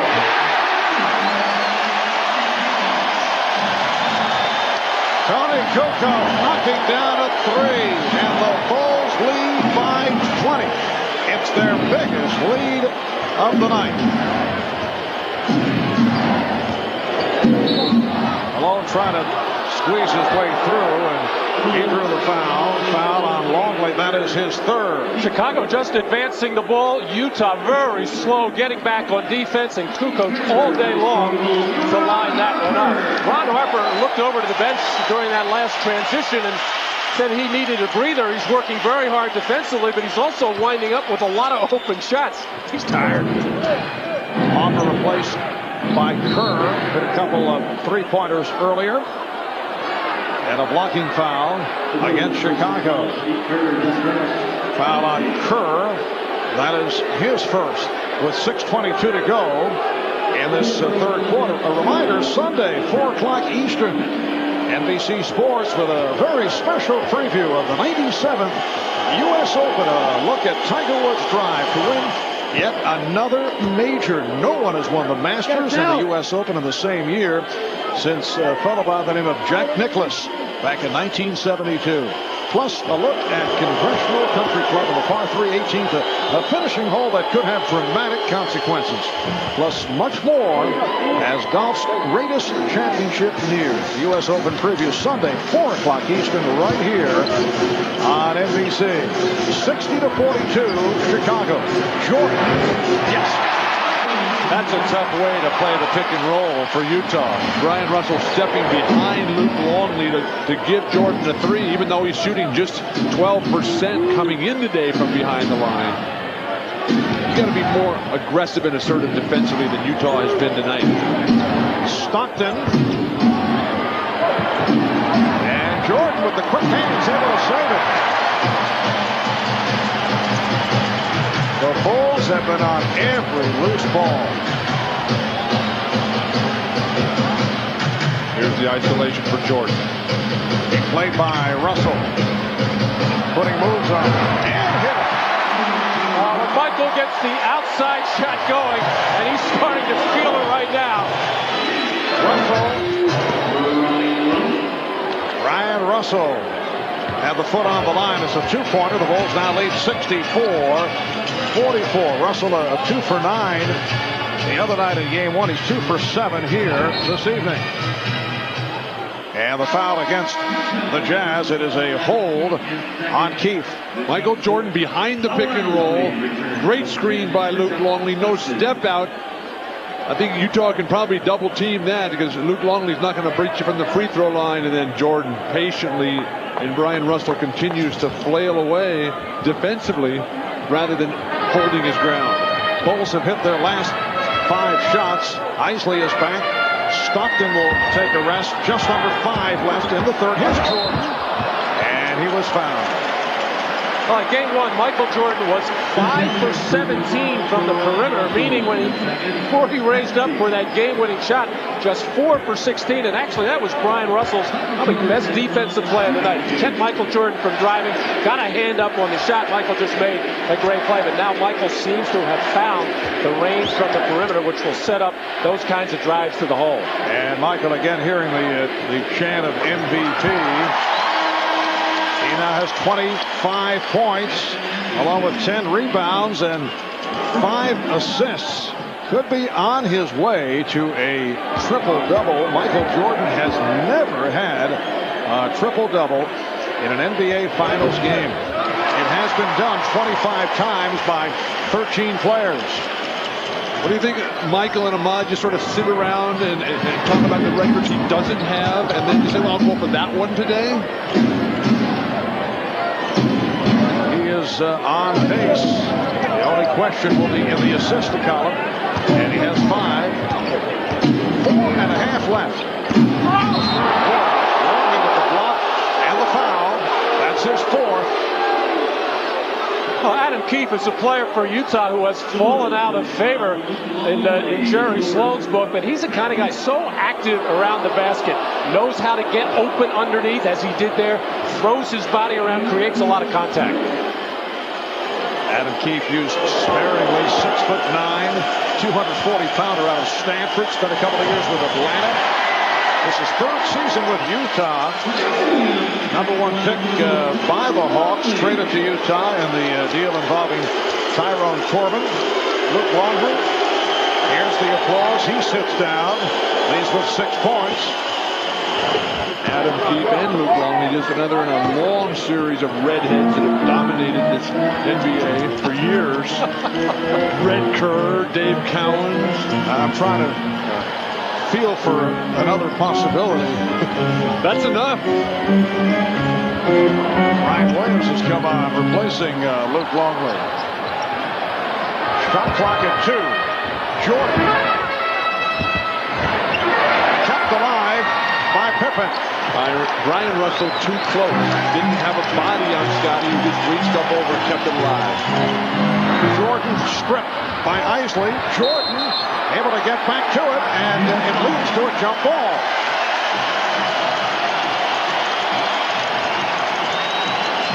Well, Michael Jordan upset with the official on this particular play, but a nice defensive play by Shandon Anderson to get a lot of basketball to knock that loose. Obviously, Jordan didn't think so, but then Michael not worrying about it until he scrambles after the loose one. But isn't that what makes the Bulls so great? Is that their best player, Michael Jordan, he's the one who's working the hardest on the defensive end, diving on the loose balls, digging it out, setting the tempo and the pace, inspiring his teammates. And the tip controlled by the Jazz. Marv, the Bulls are in complete control because they've dominated the boards today. Unlike game 1 now, they're up 30-19 on the glass. Lone foul, but a good play defensively by the Bulls, preventing the layup by Malone. Actually, the Utah Jazz are not a good offensive rebounding team. Mainly because Karl Malone is shooting the ball so much, and many times it's a fadeaway shot or whatever, so he's not in position to rebound. So they don't get it from their big power forward and their best rebound. It comes from somebody, has to come from somebody else. Foul was called on Kukoc. You hear the noisemakers, apparently a local promotion giving out what will be called clackers, and Malone has been hearing it. You can see the free throw career of Karl Malone. Remember, he came into the league shooting 48% and then improved dramatically. He certainly had his ups and downs in the last couple of years come playoff time. Malone is now 5 of 8 at the line tonight. And the attempts for Karl are what's really important. He's going to make a good percentage. The last 4 road games, though, just 4 attempts per game in the playoffs from the line for Karl Malone. Not enough. Jordan, yes! Michael Jordan drawing glass with the reverse. 68-47 Chicago. And a foul against the Bulls. Michael Jordan has made a couple of jump shots now, and that is setting up these drives, but starting on the right side, hanging in the air, clearing the defensive pressure, and using the glass on the opposite side just beautifully. He turns the corner, and nobody closes him off. Everybody's trying to get in the air and block his shot, but he just keeps going, until finally he passed all 3 guys and then reached out and dumped it in. Well, Bill, the big reason is he's just flat out quicker than everybody else, and they just can't get there in time. Not bad for a guy who's 34 years of age. He's pretty good. Good point. Utah now 19 of 28 at the line. That's 67%. Chicago leads by 20. Jordan. Yes. 30 for Jordan. 70-48 for Chicago with just under 3 remaining in the third. And here's Russell. A 3 for Brian Russell. So the Bulls now lead 70-51 over a Utah team that went 64-18 during the regular season. A franchise record 64. What a pass! Jordan for Williams. It's all clicking now. Either the triangle offense, the spread, every defensive move Utah is making. Chicago is countering for an easy basket. You know, you look back toward the end of the regular season for the Bulls, a season that saw them win 69 games. They had some uneven moments, certainly not impressive through a good portion of the playoffs. They have done it all here tonight. This easily their best performance. Keefe off the steal of Fine Anderson. And the Bulls now lead 72-53. And finally, a good play for the Utah Jazz. The athleticism of Shandon Anderson so critical. But when he and Brian Russell and Adam Keefe are not getting it done off the bench, it's very difficult because tonight Karl Malone and John Stockton have not had it, but the passing for Chicago, just magnificent. A thing of beauty to watch. And whistle against Chicago. That stopped the fast break attempt by Utah. Foul committed by Kukoc. Michael Jordan working on Shandon Anderson, taking him right, taking him left, just getting up in the air so quickly and getting a good look at the rim. And then when he draws the double team, knows exactly where his teammates are. Brian Williams knifing to the basket for the easy dunk. A minute 36 to go in the third. The Bulls with a commanding lead. Michael Jordan consistently brilliant as this game has worn on. Coming out very sharp from the beginning and now has found his jump shot. And that's trouble for Utah. Turns the corner and reverses beautifully. And the nifty pass to Brian Williams. And you look back at NBA history, the all-time leading scorer in NBA Finals play, Rick Barry, as you saw, followed by Michael Jordan, Jerry West, just over 30 a game, Bob Pettit, 28 and change, Hakeem Olajuwon at 27.5 per game. So Michael Jordan is number 2 behind Rick Barry. Rick Rick played in 2 finals, 1967, 1975. Huge numbers for Barry. That's the kind of performance that Karl Malone needs to come up with because this offense has completely disintegrated for the Utah Jazz. 74-51 72-54 Chicago. Minute 36 left in this third quarter. Let's check in with Jim Gray. All right, Marv, during that timeout, Jerry Sloan told his guys, at least now you're not playing with any fear. You're playing with some reckless abandon. You guys, I can live with your effort now. At least you're competing. Not too dissimilar to a speech that he gave against the Rockets in Game 6 when he said, hey, guys, they were down by 12. Go out and give it your best effort. Similar type of thing, and they came back and won. Marv? All right, Jim, you buy that, Bill? Are they still playing with fear? Or... They don't seem to be as sharp as they have been. This is I think by far the poorest game that the Jazz have played. Karl Malone now has 17, and it's Chicago with a 72-57 lead with a minute remaining in the third quarter.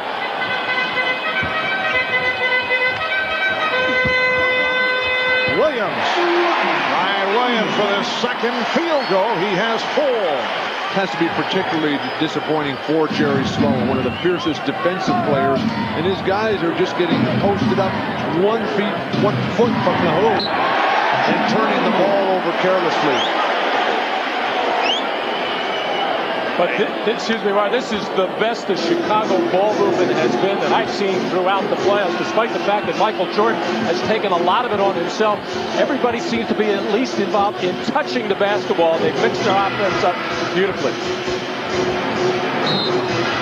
And a reach-in foul is called. Now, turnover is a major problem for Utah the other night in Game 1. It has not been a problem tonight. That was just number 9 a moment ago. Scottie Pippen to the line with 25 seconds left in the third. Well, Sunday at 5 o'clock Eastern, Ahmad Rashad will host NBA at the Finals, taking a look at 3 pioneers of the WNBA and the obstacles that they have faced on their journey to playing professional women's basketball. This special will also go behind the scenes to find the personal subplots that will make this year's NBA Finals so compelling, and captures a side of these championships that most fans never see. It's all here Sunday, 5 o'clock Eastern on NBC.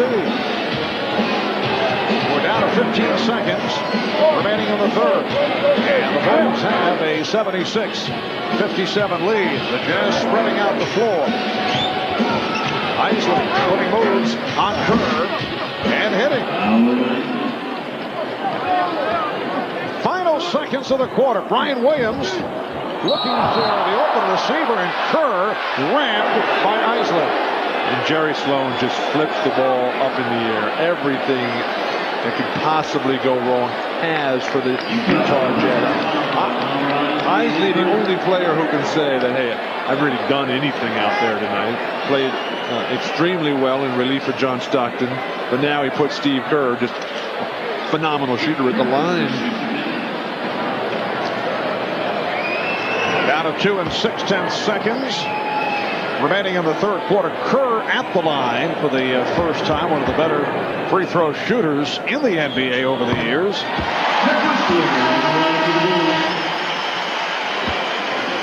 Now Jud Buechler reports back, replacing Scottie Pippen. 77-59 Chicago.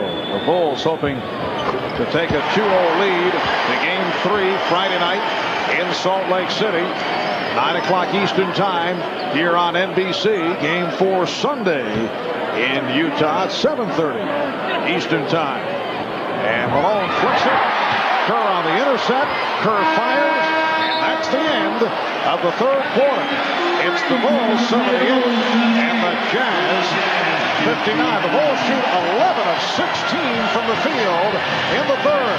We'll be back here in Chicago after these messages from your local station.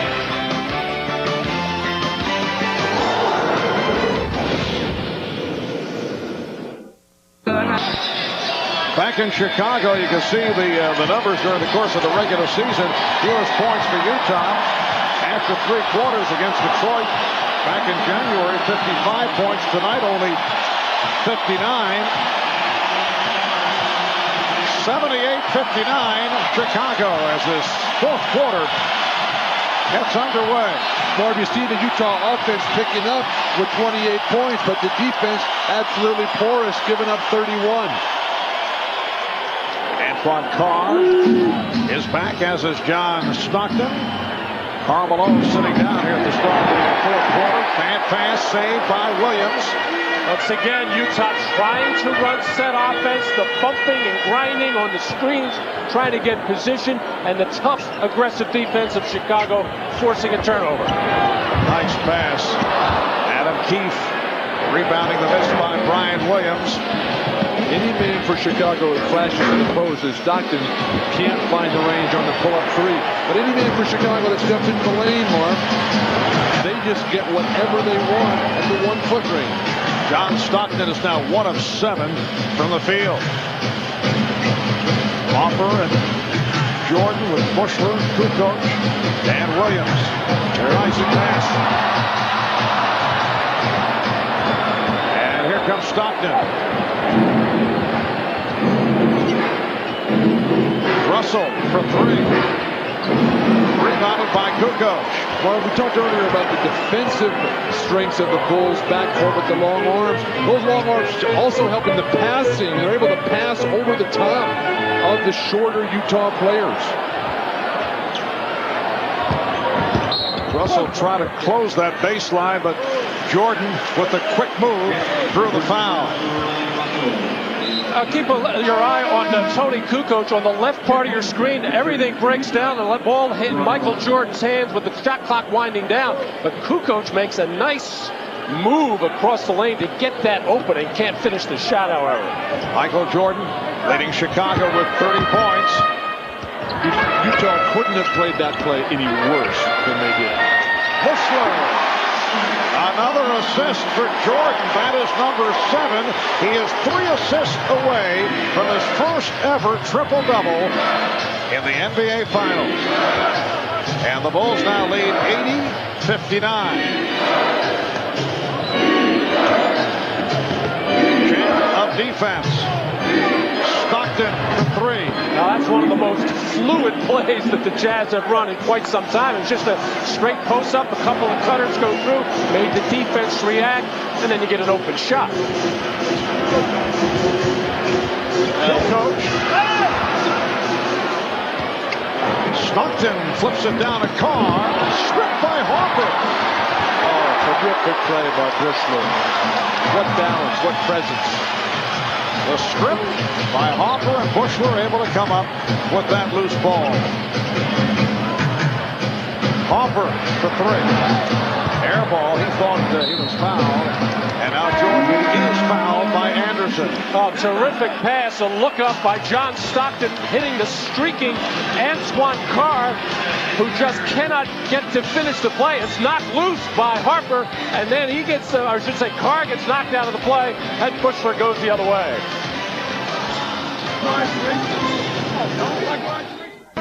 Miller Genuine Draft presents a classic moment of the NBA at 50. Tonight we look back at the NBA Finals record for the most points scored in a game. The Lakers versus the Celtics. It was Game 5 of the 1962 Finals. And Elgin Baylor of the Lakers lit up the Celtics for 61 points. Lakers won that game, but lost the series 4-3. In recognition of this classic moment, the Miller Brewing Company will donate $1,000 to the Thurgood Marshall Scholarship Fund. Elgin Baylor, 61 points, the all-time leader, followed by that man, Michael Jordan, who had a 55-point game. And look at the Jordan rundown tonight. 30 points, 11 rebounds, 7 assists. That's what makes Michael Jordan so special. He is not by any stretch of the imagination a one-dimensional player. Maybe the best rebounder in the game, maybe the best defensive player in the game, maybe the best passer, maybe the best dribbler. Triple-doubles and active playoff leaders. Michael Jordan trailing Scottie Pippen, but has never done it in the NBA Finals, and he is 3 assists away. 81-62, Chicago. Coming up on 9 minutes left in the fourth quarter. Hornacek having difficulty with Jordan, and then puts it to Malone, and the foul is called on Chicago, holding foul. It is on Brian Williams. That is number 5. The poor shooting continues for the Jazz. Stockton, just 1 basket in each half. Karl Malone, just 2 baskets in the second half. One of the things that makes it so difficult, though, for the Jazz to get the ball inside to Karl Malone, they're fronting him, Chicago is, and then they're pressuring the ball so well, and they're so quick on the weak side. Malone. Whoa. Watch your face. Firing a brick. Now, for those of you who would like to continue with the NBA Finals, we will have a post-game special on CNBC. That'll be right after the game. The entire cast will recount the game with highlights and live press conference interviews. But guests, as we look back at Game 2 here in Chicago. The NBA Finals post-game special on CNBC immediately following the game. So stay with us. We have 8:45 left in the fourth quarter. It's such an important factor for Chicago coming into this series to try and control John Stockton. Very difficult to do. They've done it so far in these first 2 games.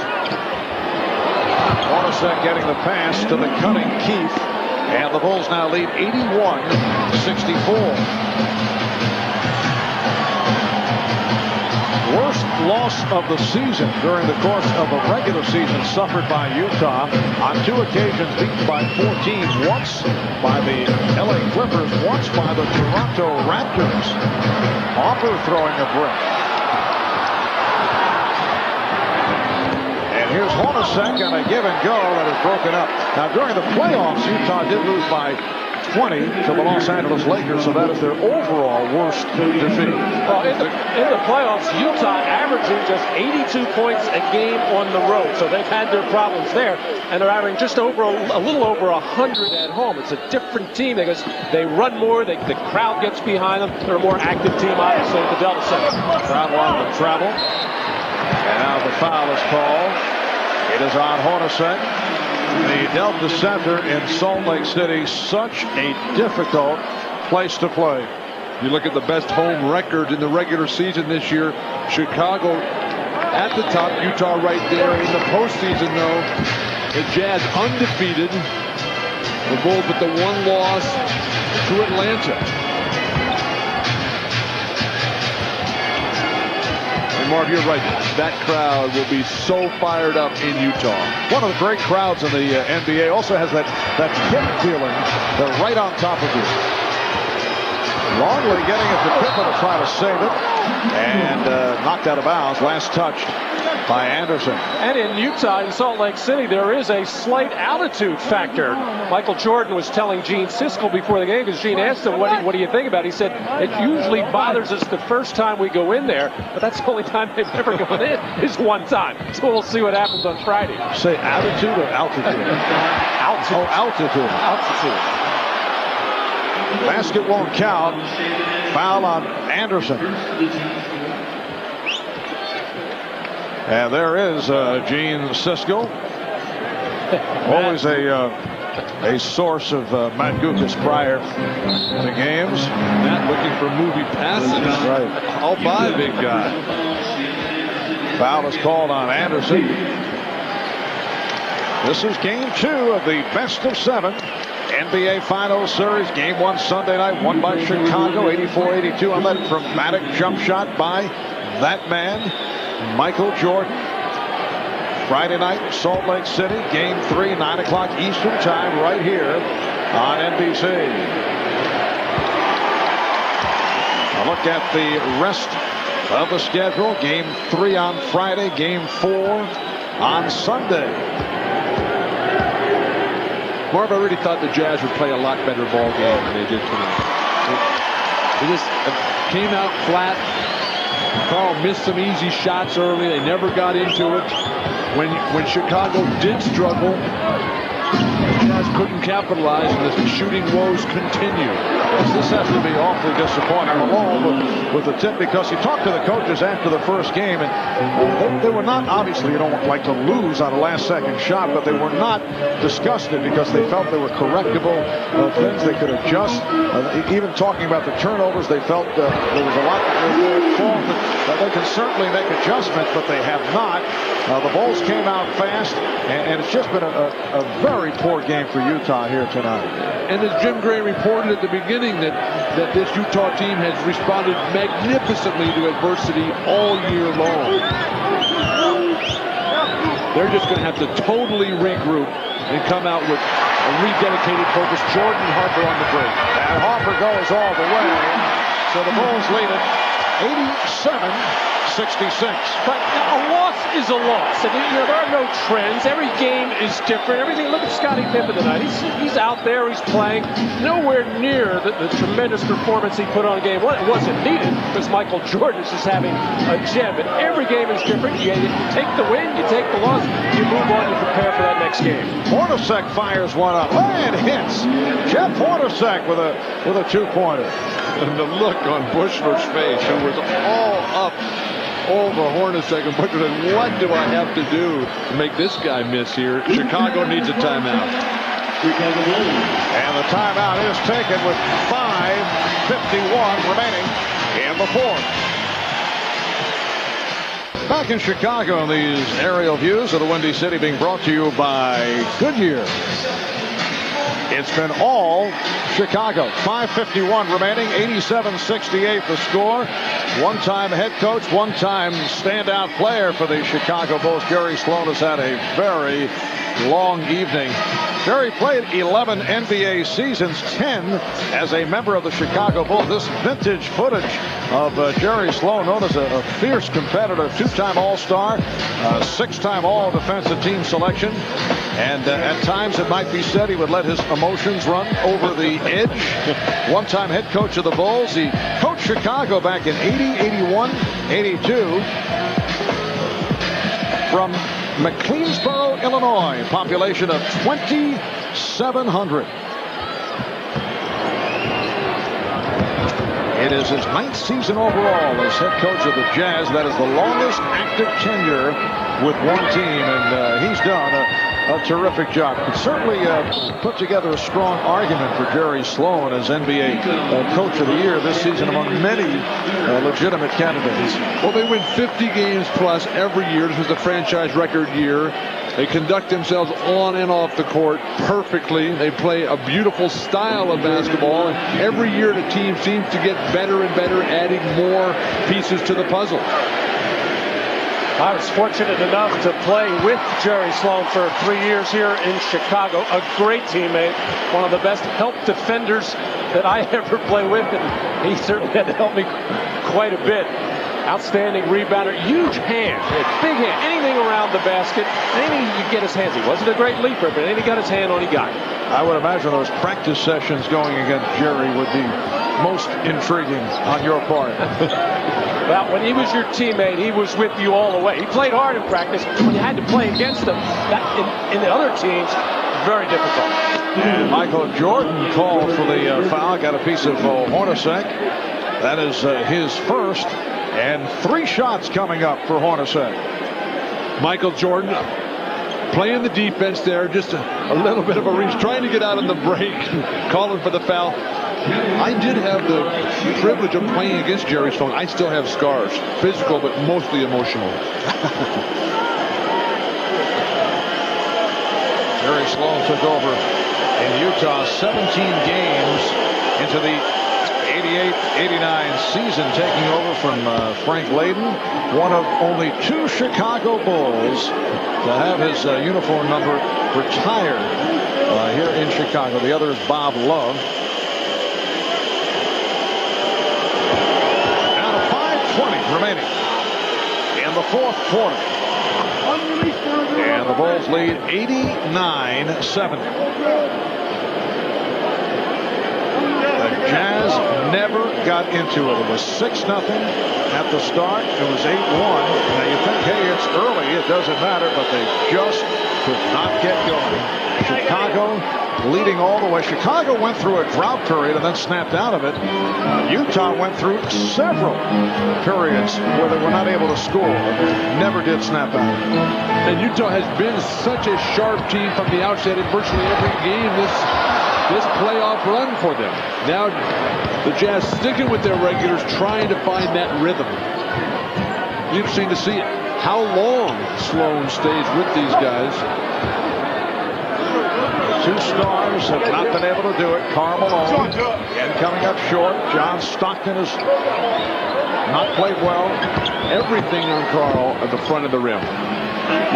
Well, he has developed a habit, and it's become his shot where he doesn't really turn and square up and face the basket. It's kind of a half turn. He's had some success with it. It has looked terrible so far in these first two games. Malone is now 6 of 20, 19 points. Stockton with 12 points, 6 assists. That's it. And a foul is called. Foul on the Jazz. Foul on Malone. That's his second. And Jordan to the line. The Jazz scoring tonight, just atrocious. One of the top scoring teams in the regular season. On the road, it has not been very successful. And Jerry Sloan talking about, we got to run harder, we got to put more points on the board. And it's just not happening. And Utah, a very good road team during the regular season at 26 and 15. Matt, you were talking earlier about the Karl Malone shot and the footwork. Great defensive players, great defensive teams like Jordan and the Bulls. They work nonstop on making other players use bad footwork. That's something that the Bulls have done as they continue to pick apart. Jordan getting closer and closer to that triple-double. That's assist number 9. He is 1 assist away from a triple-double. His first in NBA Finals play. Anderson able to hit. Anderson with only his second field goal. 91-76. 3:35 remaining in the fourth. Chicago Bulls on their way to taking a 2-0 lead. That would have been assist number 10. Scotty, Michael telling Pippen, hey, will you please make a layup? Russell. And the Bulls now lead 91-79. The only question is, will Michael Jordan be able to get his triple-double? That time he's fouled. Well, Scotty just handed the ball off to Michael Jordan, ran by and said, don't worry, I'll make the next one. Try it again. This was a perfect pass, and for some reason, Scottie Pippen just squeezed it out of there.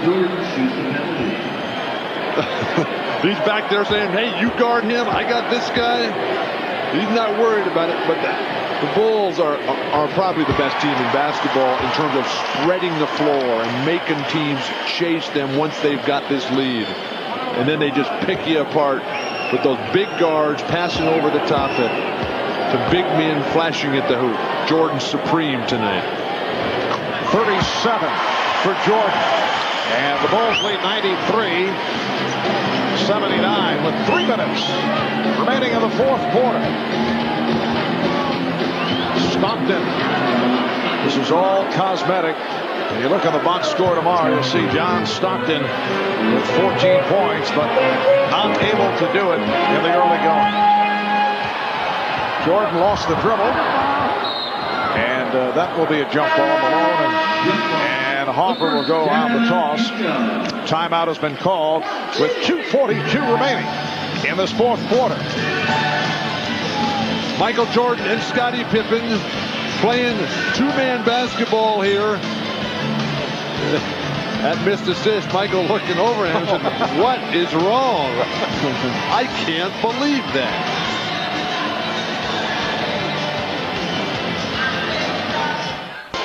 Well, Michael Jordan with 37 points. Chicago up 93-81.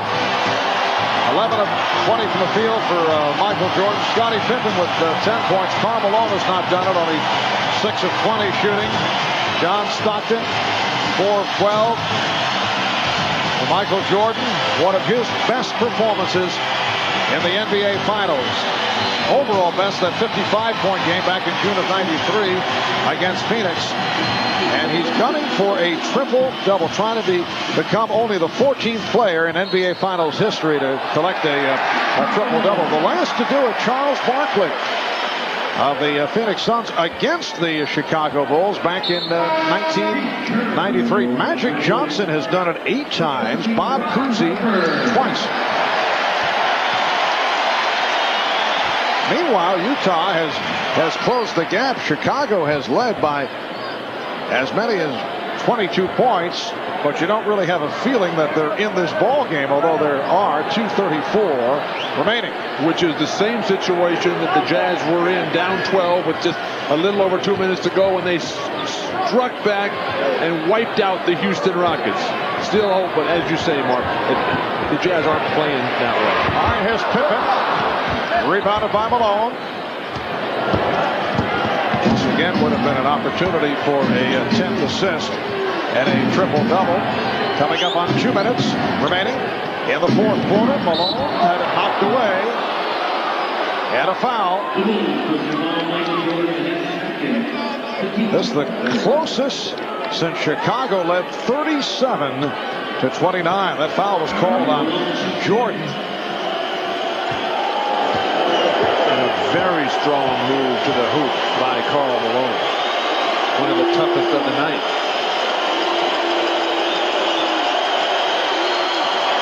Well, Malone is now 8 of 11 at the line. And you can see a look of frustration on the face of Michael Jordan right now. He's looking down at the bench, looking at what Phil Jackson wants to call.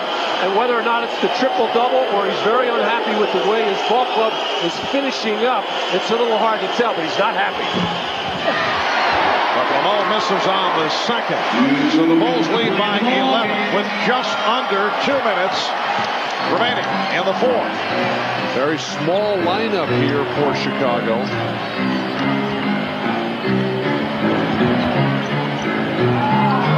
Shot clock at 6. Rodman's pass picked off. A lazy pass thrown. And here comes Stockton. Hornacek for 3. And the Jazz very much alive. They are within 8 points with a minute and a half to go. Need to play very smart here for the Jazz. Forced fadeaways, forced casual plays by the Bulls. Here's Pippen.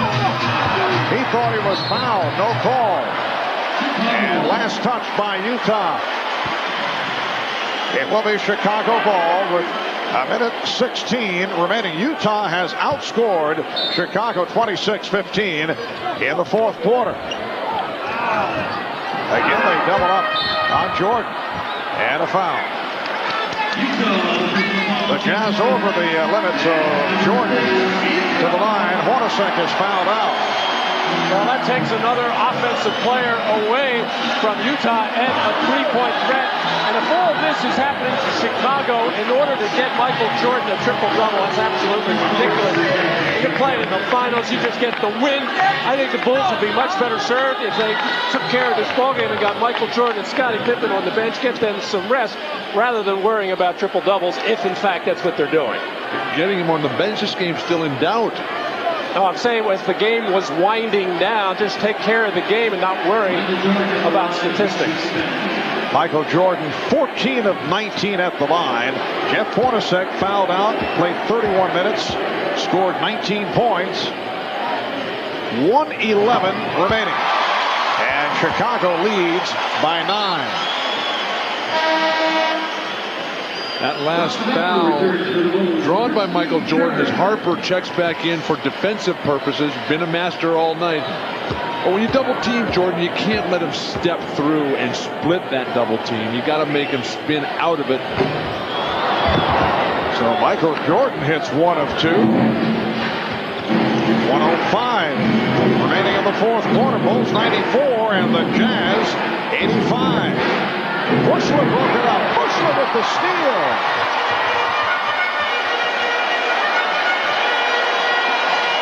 Down to 50 seconds. Utah is over the limit. Shot clock at 7. Pippen for 3. Busted 3. Jordan with the steal.